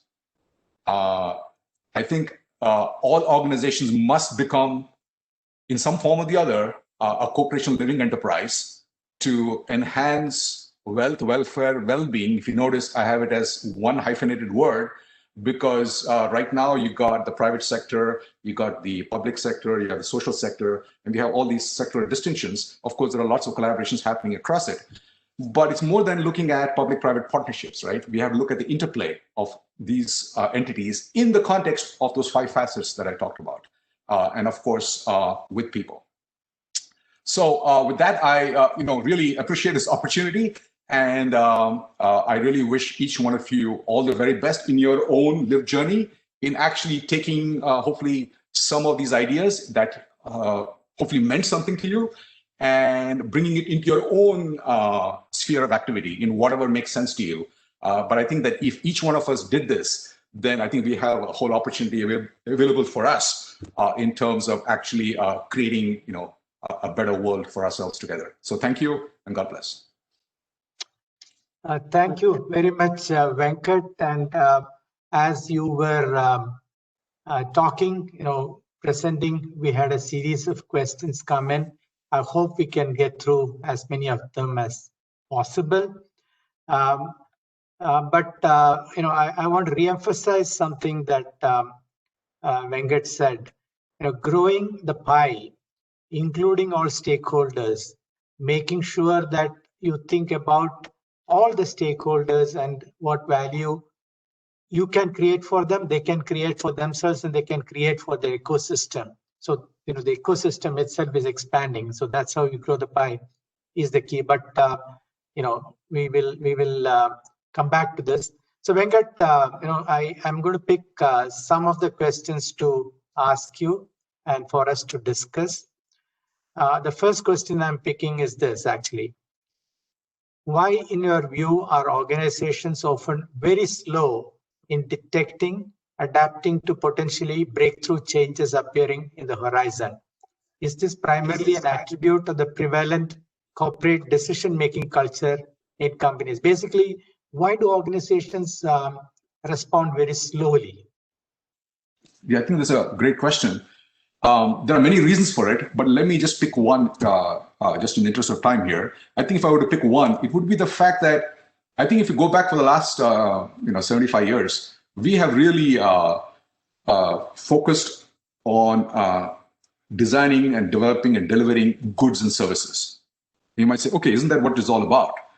But I think it's very important to recognize that, because our focus was on delivering goods and services. So when you deliver a good and service, we created systems of management to actually help us do just that.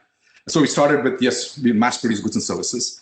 Then I think in the mass production era, it was all about bringing all the resources to bear in terms of standardizing the way in which you create those products and services, right?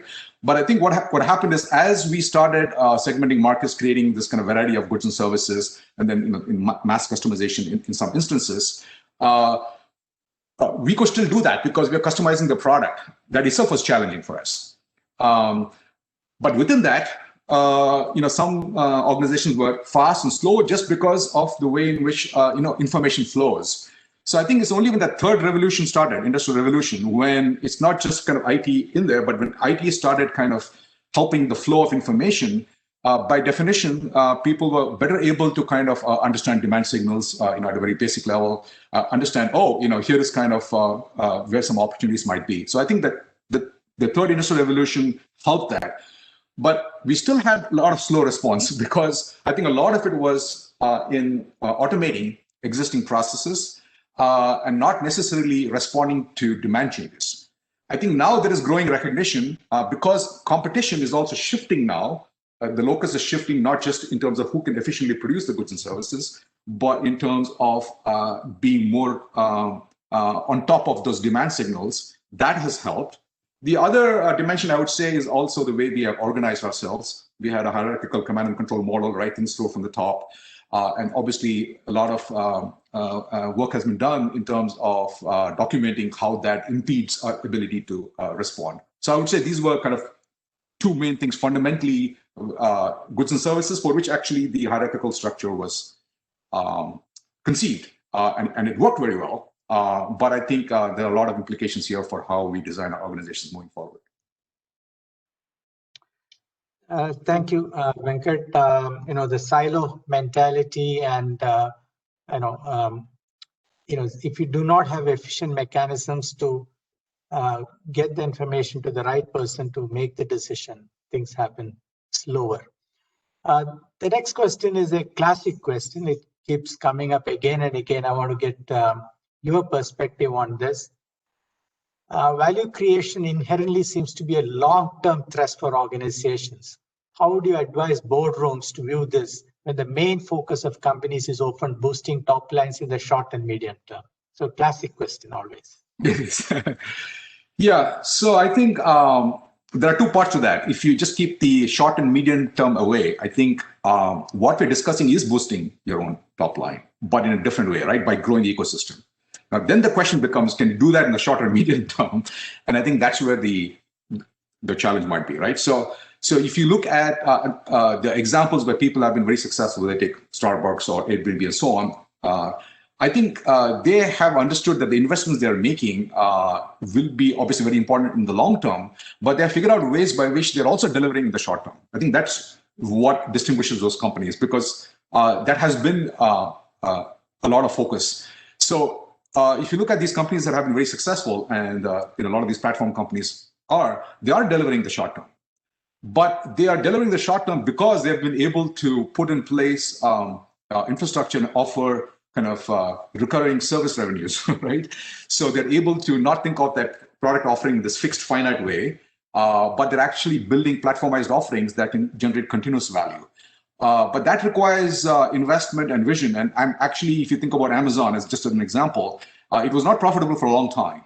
So I think there are other mechanisms by which these companies kind of insulate themselves from this. Obviously, there are private equity markets and other ways by which you can do that, because it does require you to build these platforms out. But that said, I think the John Deere example is very striking for me, because John Deere is like a 180-year-old company, and it's very much alive. And in fact, it goes back to the first industrial revolution. And I think that would be a very good example where essentially they have always made investments, for example, in GPS for the tractors, 20 years ago. And they've been doing a lot of acquisitions and partnerships towards offering these capabilities as a service to farmers, with the result that today they're provided a platform for farmers where farmers actually, because of these large farms, they have a lot of data, which actually they say the farmer kind of has quote unquote ownership of the data, right? They're very particular about the privacy and security of the data, and they provide APIs to the farmer to integrate in other services into the mix. I'm providing that example because I think that essentially says that while we're generating these short-term solutions for farmers, which they do, simultaneously, they have put in place their whole offerings as a platform, providing a service for farmers. And actually, they are seeing that they're going to grow the pie, because now more people can come and utilize the data from the farmer's own tractors and generate additional value for the farmer. And in that process, they get a cut. So it's kind of like the Apple model, right? They created like the App Store for developers, but as the developers gain, Apple gains. Similarly, as these other service providers gain by plugging into the ecosystem, Deere gains. So it's short-term and long-term, but it does require that mindset shift in making investment to view your offering as a platform. Thank you. I'm going to put in a question from my own side, and I think it'll benefit everybody. Are there online resources on how a business can learn and adapt these concepts? Are there resources in India who can support these businesses? Are Indian business schools teaching these concepts? I have a very simple answer. I think we have to co-create it. Because these are next practices, to use CK Prahlatam. CK was my mentor, and he used to always remind me, always focus on next practices. And I think these are next practices. I don't think these are best practices, or at least yet. I think the companies that have been looking ahead, right, have been essentially seeing this coming and have been orienting towards that. But to your point, I think in order to make it a best practice, we need to think of ways in which we can, for example, take learning and development to the next level, right? How do you elevate learning and development? Because I think today, a lot of employees face this challenge of lifelong learning, right? Including me. So we're all continuously trying to kind of learn. But to your point, maybe that's the opportunity, because we can't wait, or going back to the IBM example, right? We need to think of ways in which we can speed or accelerate the learning and development around this way of thinking, and actually have all of the entities that would benefit from people having these skills participate in that, in co-creating curriculum and engaging the learners and learning from their own practices. So I think it's a great idea. Maybe if that's something CII wants to think about, I'm very happy to support that, because we do need that, so that everybody can learn and develop and contribute in this way in general, and of course in the context of their own organization's own mission. Just to expand on this, Venkat, you have used several Indian examples in your presentation. Now, the key people in these, the key leaders in this, maybe a network can be created of all these people who can act as mentors for some of the people in the audience who wants to experiment with these. So there are local resources, local mentors available, etc. So maybe that's something the Leadership Institute also can think about, right? Yeah, so I think the key thing there's one thing I would say is we need to build an engagement platform, because designing that engagement platform itself, so platform itself has to be co-created. So maybe the first step is to pose this question to different people. I'm sure there are lots of ideas brewing right now as we speak, but we don't have access to those ideas because this is not a good, WebEx is not a good platform for that, right? So maybe the first step might be to first collect a lot of the ideas that people have and start the process of thinking about, okay, this makes sense, where does it make sense? And then identify 2 or 3 areas where there is most need. For example, is it in collaborative product development? Is it on the service end? Is it in marketing branding? Is it in supply chain management? Is it in quality management? Which areas do people see a lot of need? Because you can apply this to practically every management interaction in the system, right? For HR, leadership, talent management. So I think it's important to first identify areas where there's going to be, speaking of the short and long-term question that was raised earlier, we can apply to ourselves here and saying maybe in the short term, which are the ones that will give more bang for the buck, so to speak. Okay, the next question is about ITC Chopal. Basically, ITC started this about 20 years back. How is it relevant to the current pandemic situation? Basically, the question is, the person asking the question believes that this has little significance in the post-COVID world scenario. So, the concept of aggregation, digital platform, etc., has little significance for the post-COVID scenario. What do you think? Do you agree, not agree, or?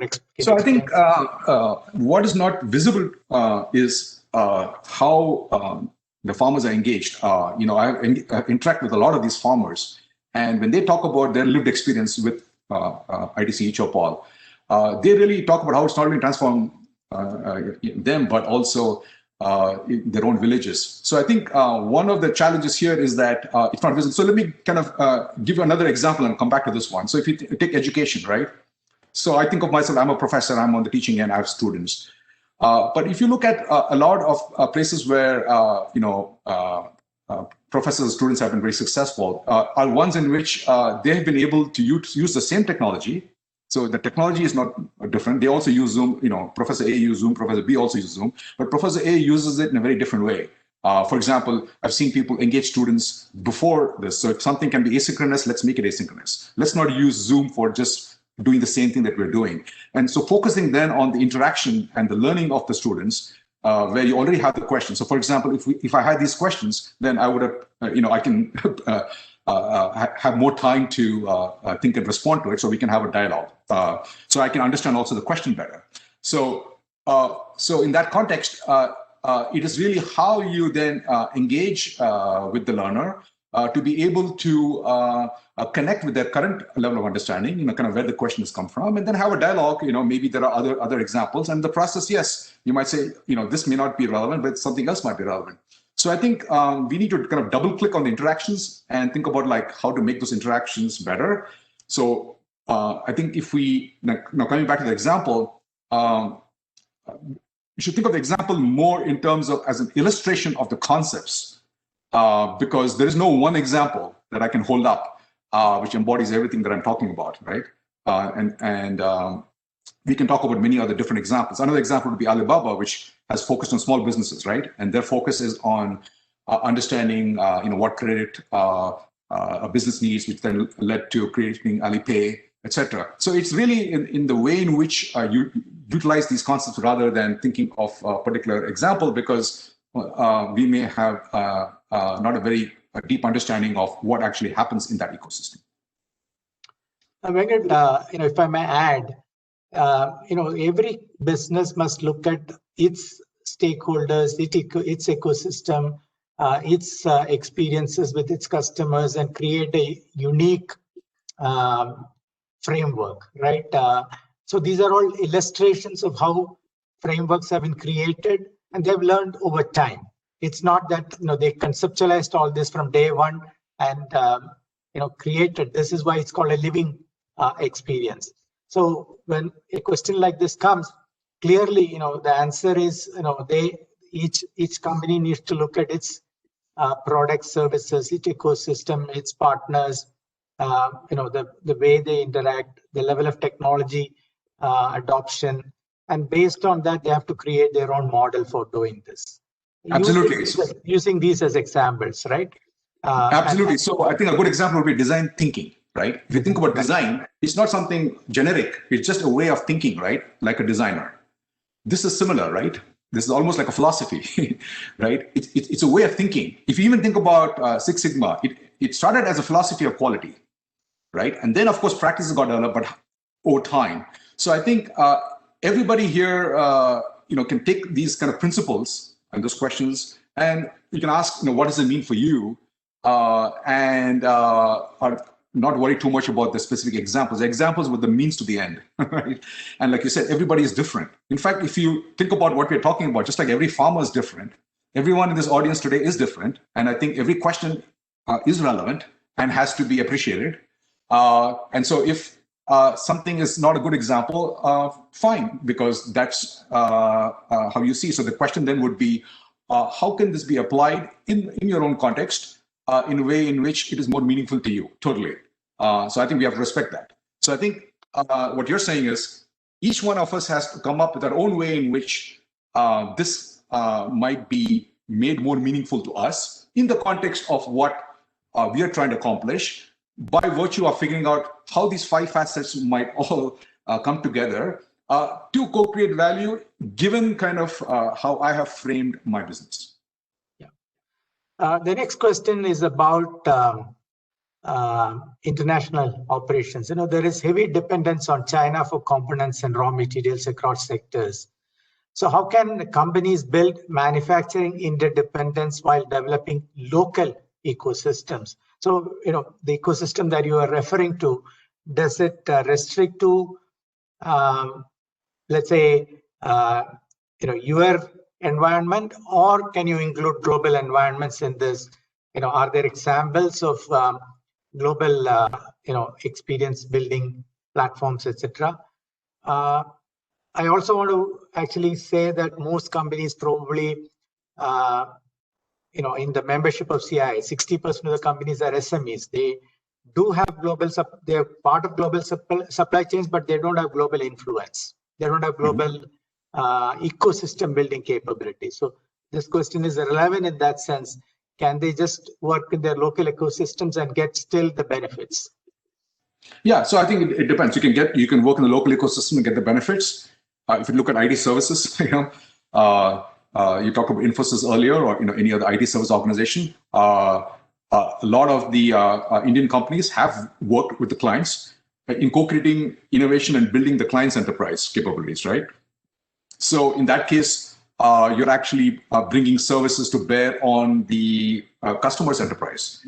So I think what we're saying here is not either or, right? And there are companies that have done it locally and then taken it globally. I think, you look at Ping An is a great example, right? Ping An now, even Swiss Re is utilizing Ping An in terms of digital insurance. Because it provides, for those that don't know Ping An, right? Ping An essentially is almost like what's called a super app, right? It straddles from finance to health to automotive. All kinds of services are provided through that platform. And the same with Alibaba, right? Going international and so on, and global. Or for that matter, look at Airbnb, right? So I think there are all these examples where so how you choose to sequence yourself, do you want to start with international? And then in some cases, there are examples where you start internationally and then you bring it home, and some that have gone the other way, where you start from a local ecosystem and then you're growing the ecosystem, because it all depends. So for example, if you're part of an ecosystem orchestrated by somebody else, then you might join a global ecosystem first. That's what I meant. And then once you are in that ecosystem, you then bring those services back to your local ecosystem context. I think if you look at fintech and the financial payment space, you see a lot of that happening in open banking, for example. Right. Again, the answer is clearly dependent on your own business and your own ecosystem, etc. You can start from local, go global, start from global, come local. Always look at expanding the pie, look at how you can provide additional value to your stakeholders, and that will give you the answer. The next question is about the farm as a service. In India, some farm equipment manufacturers have brought in the concept of farm as a service. Basically, asset-light models, using farm equipment on lease and things like that, shared farm equipment. An FPO, farmer producer organization, may buy equipment and all the farmers can use, etc. Does this concept go close to reflecting the living experience, the theory that you're talking about? Is this an example of that? So this is from Ravi Shankar. So that's a good good question and example, and that goes back to providing services at the village level. We talk about village entrepreneurs, the assisted intelligence. So I think there's a lot of opportunity there. It is the question of how it manifests itself. If it is like somebody just looking to come and provide some service, plug and play into the system, extract value and leave, then it's not very co-creative. Because for co-creation to actually work in that context, somebody has to orchestrate the platform. Somebody has to think about who's providing what service in the platform. Somebody has to design it from the perspective of the farmer, in terms of what the farmer is gaining from the system, and how all these different services provide various inputs to the farmer. But then take also understanding of the output of the farmer in terms of, okay, what actually happened. And then that has to be played back to the people that are participating in the ecosystem, so that they understand what is working and what is not working. So there should be transparency to that. And to the extent that the service providers, like an example, who provide, let's say, some farm implements as a service, they are plugged into an ecosystem that is designed to also help their business grow as the farmer's needs go. And so this puts a lot of onus on the orchestrator to actually ensure that the different entities' value are growing. You talked about Airbnb before, right? So how do you bring value to the host? But bringing value to the host is a function of how, on the other side, you bring value to the person who's the stayer or the customer, right? And so and then you then have other stakeholders like regulators and so on and so forth. And today there are other people that are providing additional services. For example, I might be a host, but there might be somebody else I'm interacting with in terms of creating a specific type of experience, right? For example, they provide a platform now for other people to plug in and provide, for example, cooking and so on and so forth, which the host may not necessarily do as well, but somebody else in the host local community might, etc. So I think, and then there's also a lot of interest in local travel, like within 100, 200 miles. So they've had to build a lot of those kind of service providers into the host system. So I think the question really is, to what extent is Airbnb sensitive to this? to what extent are some capabilities provided for the host to engage in this fashion and bring in these third-party providers like the example that was given in terms of the farmer implements, right? So somebody else, let's say, 100 miles from here, so somebody comes and stays here, they can travel like 100 miles from here, and then can I create an experience based on some talent in the local region or my own talent in terms of providing that as an experience to customers. So it's really trying to connect all these dots in terms of these different environments to create a new type of experience, and then designing that in a way in which everybody is included both in the design of it and also as that experience happens, to what extent is our insights shared back with the participants so that they can also improve their own activities. So the next question is back to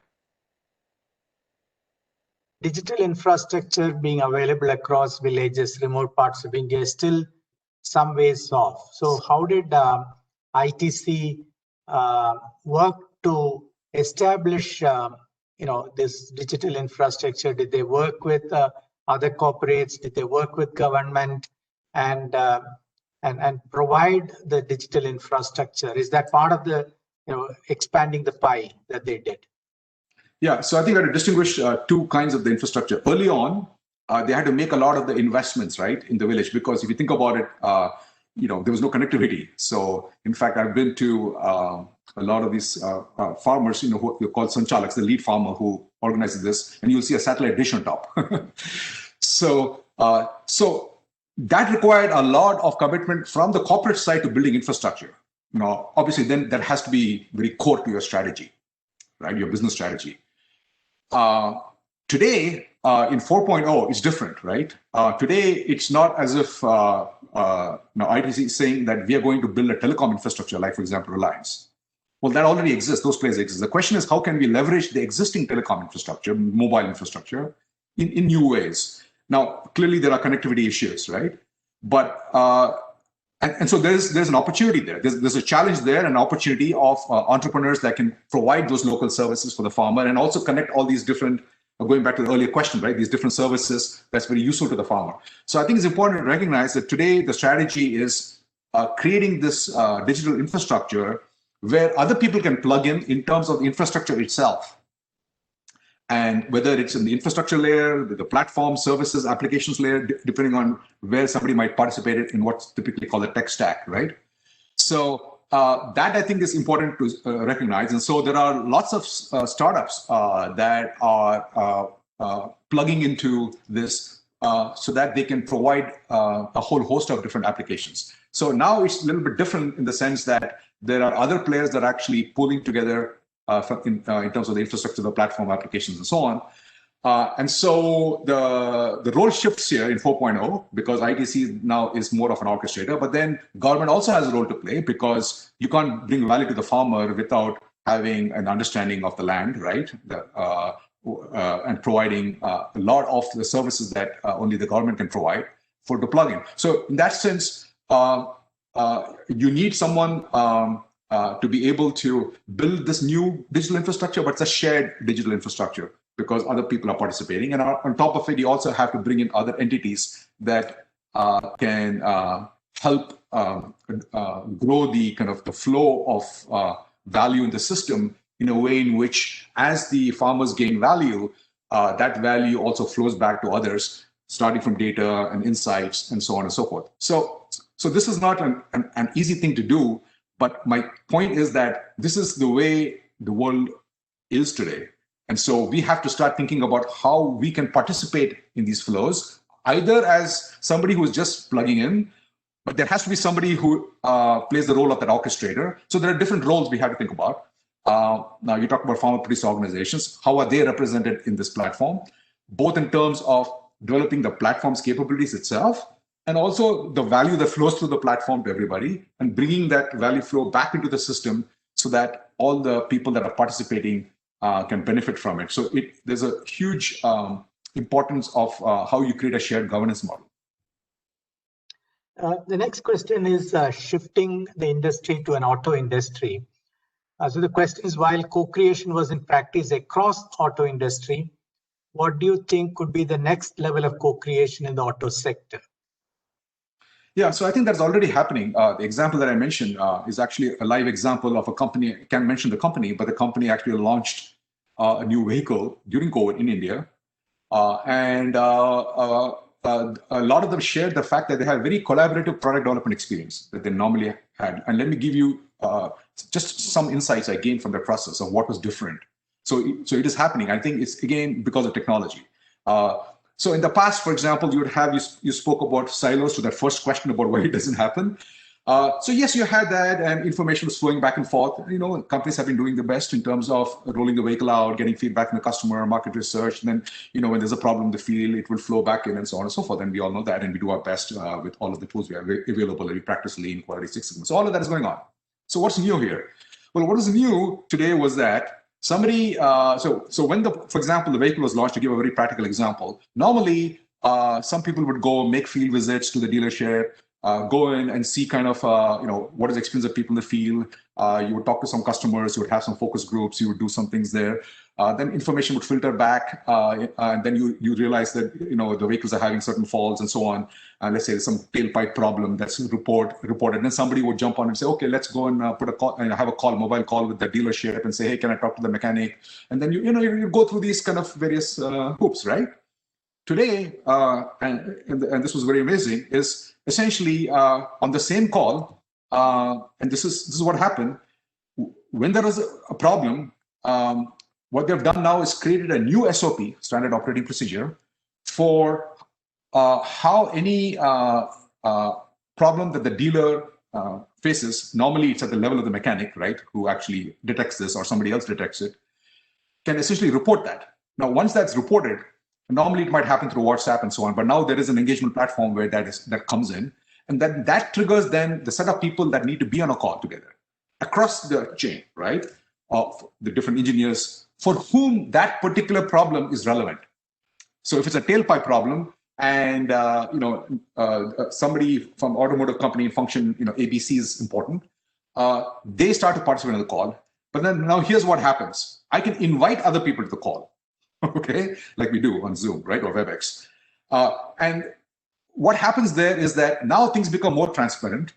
Also, the calls are recorded. And then instead of normal thing where someone said, yes, there's a problem, and then you share some file by email, it's in some folder somewhere. Now, these videos essentially are available to anybody who wants to double click on it and understand the problem better. And if something is not right and you want to speak to someone, you now know who to speak with and bring another set of people on the call. So what happens is that the flow of interaction and communication that happens, communication is the most important word here, gets elevated. And normally somebody up in the hierarchy who typically may not have been involved, if this is seen as a very important problem, in this case it was, is flagged as for even a senior management got on the call, which normally wouldn't have happened. And the decision making happened quicker. So this goes back to the very first question that was asked.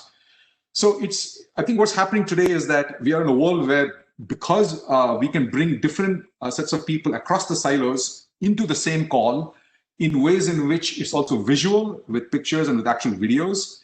And by actually educating them, they have an operating procedure in terms of like how to shoot a video, how to tag it, who will benefit from what parts of the video, what calls we need to have, and cataloging all those specific chats so that anybody, anytime can then initiate another conversation, has really sped up the flow of decision making. And they've been able to actually fix problems in the field much faster than before and create greater customer satisfaction during COVID.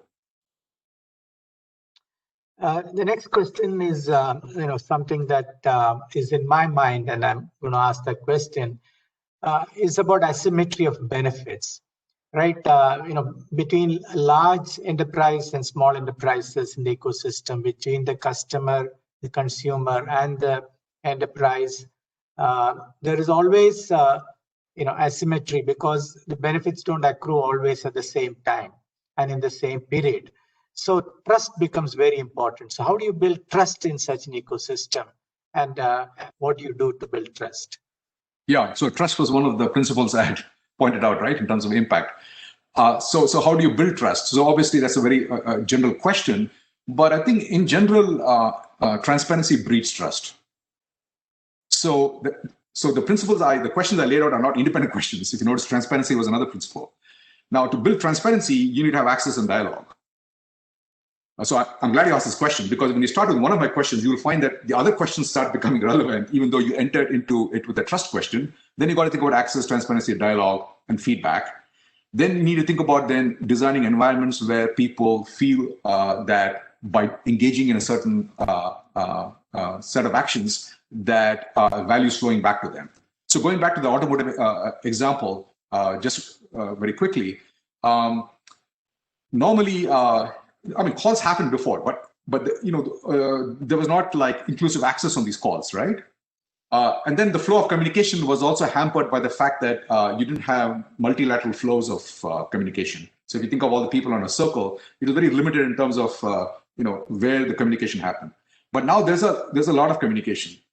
So today in this system, in fact, what I learned from that automotive the set of interactions during COVID was that people actually now have more trust in the system, because it is also forced. So if you think about me as a mechanic in putting this information there.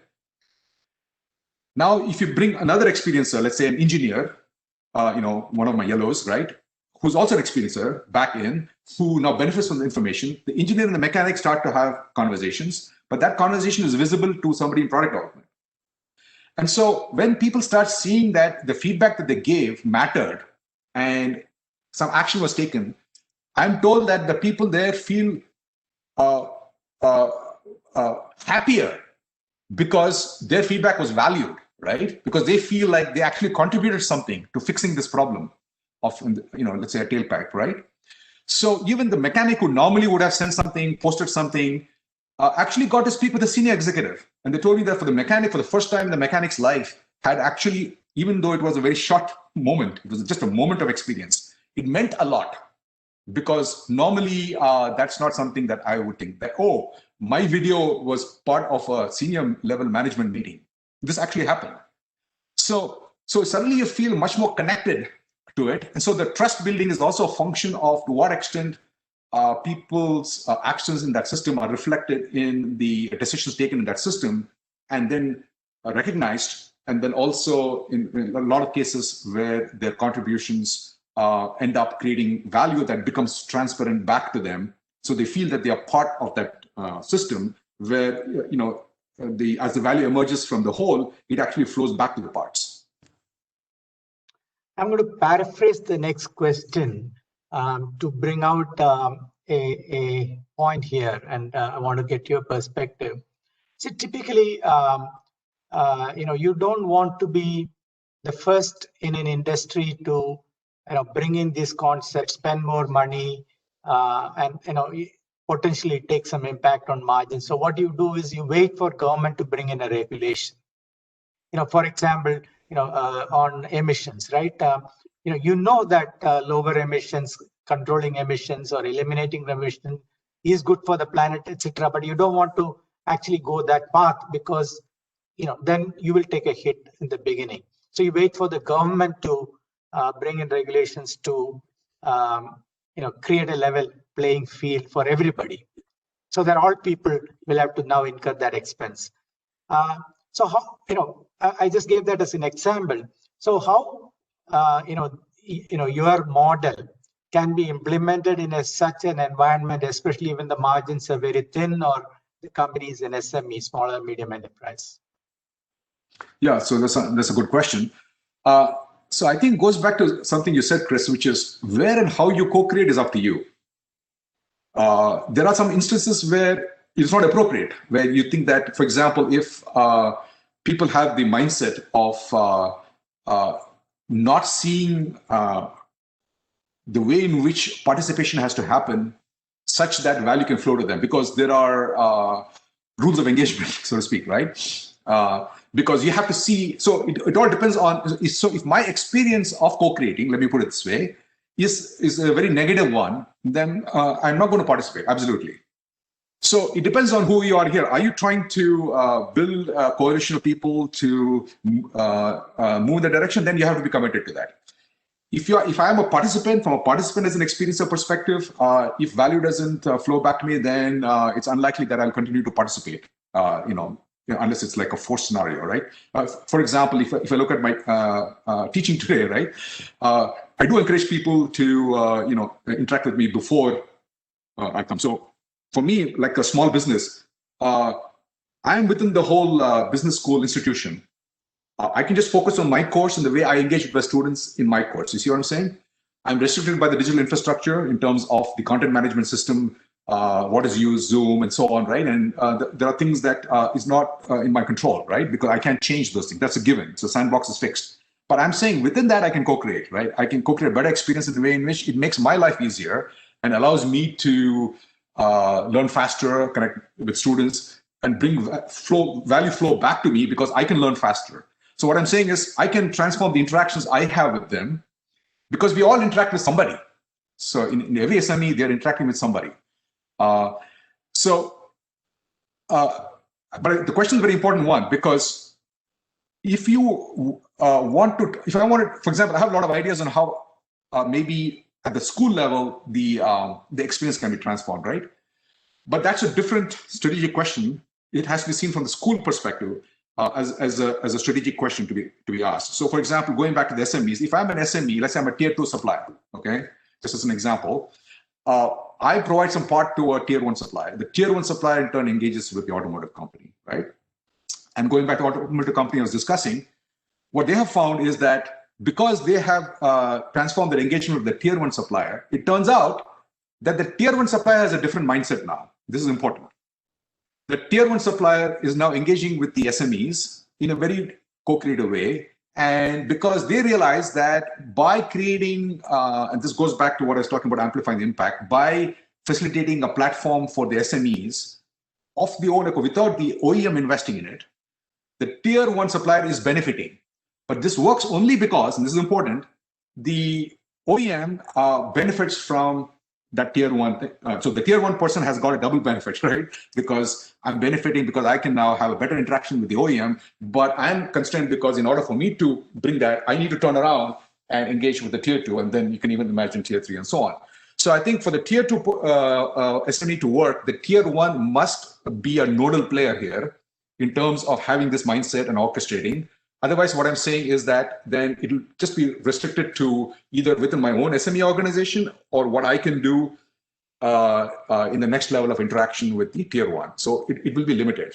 But what I'm saying is if you flip the question around and you ask what should a tier 1 do and what should an OEM do, that's where if they play the role of providing a platform and see the value of this, then all of the SMEs that are plugging into the platform will obviously grow more. But to the extent that that's not the case, I totally agree, then you're stuck. Just like I'm stuck as a professor, I cannot be changing my entire thing. But within my scope of my course, I can enhance and bring a lot more value than I could before, and which I've tried to do, with the set of students and engage with far more people around the world on my own, within the sandbox of what the institution's structural setup is. So that brings me to, reiterating, Professor Venkat Ramasamy has written 3 books, The Co-Creation Paradigm, The Power of Co-Creation, and, I think The Future of Competition, and many other books also probably, and papers. So you can actually, get these books if you want. This is another way Venkat has contributed and amplified his impact, etc. Venkat, how do people reach you if they want to?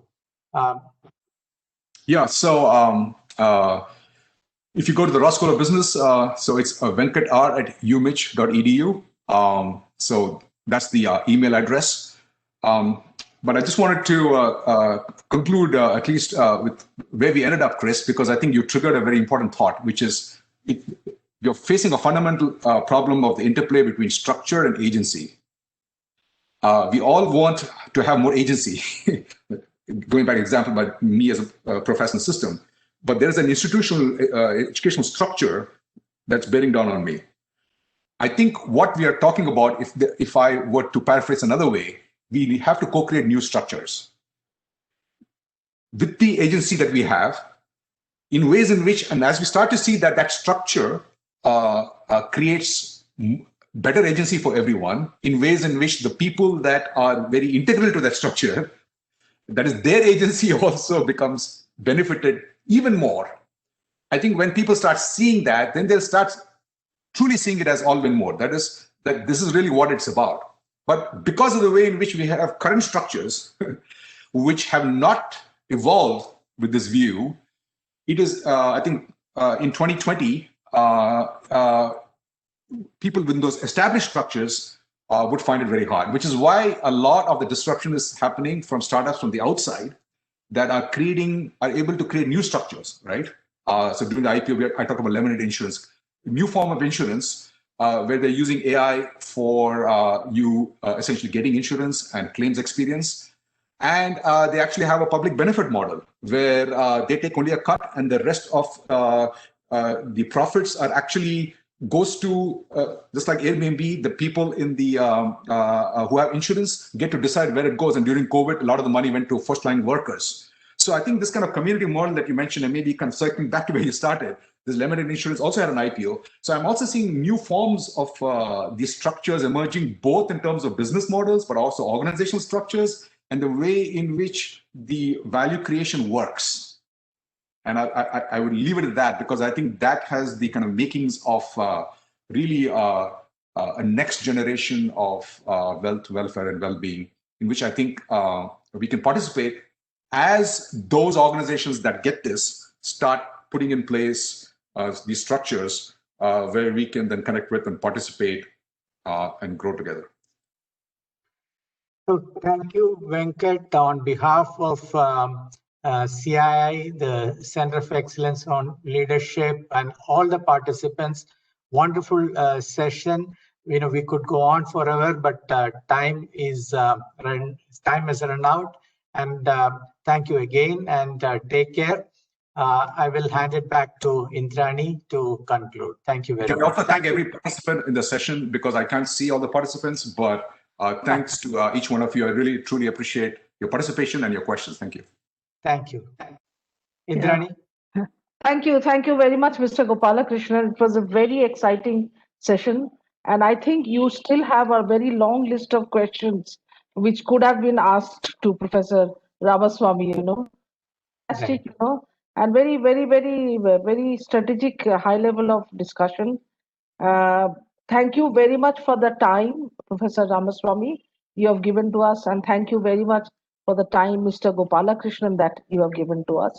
But I do see something may emerge from this discussion in terms of future work for the CII Center of Leadership, and there, we will probably reach out to you once again, Mr. Gopalakrishnan, to first have an initial talk with you, and then reach out to Professor Ramaswamy for giving some kind of an institutional shape to this intervention, which then can permeate a larger number of membership with these ideas, So this is something that I'd like to say, from my side, and conclude the session today with a lot of thought. Yes. If I may, very quickly, it's possible. Yeah. It's possible that as you think about the COE for leadership increasing its impact, maybe these pilots, some of the pilots can be created based on these 5 sessions that you are having, right, along with the interested companies. And so in this case, on co-creation, if Venkat has time available, he can actually work with us on the pilot and see how we can create an example for our participants. Absolutely. Yeah, I'm happy to humbly contribute, and as I always say, be helpful in a way that is helpful to you and the community. Thank you. Indrani, over to you. Thank you very much. So that brings us to the end of a very exciting session, very useful session, and we bring the curtains down on this particular session. But this is not the end, as I said, and with the with the encouragement of Mr. Gopalakrishnan and the ideas that he has always given us, we would like to take it forward into some more institutional mechanisms of, actually doing these pilots. So with that, thanks once again, and thank you all participants for the very patient listeners and, giving kind of sending up excellent questions. So we will have the second of the masterclass series tomorrow of using AI to monetize the mobile economy by Professor Anindya Ghosh. He's Heinz Real Chair Professor of Business, Leonard and Stern School of Business, New York. Tomorrow, 15th December at 7 o'clock, 19 hours, with Mr. Ganesh Natarajan, former CEO of Zensar, who will be moderating this.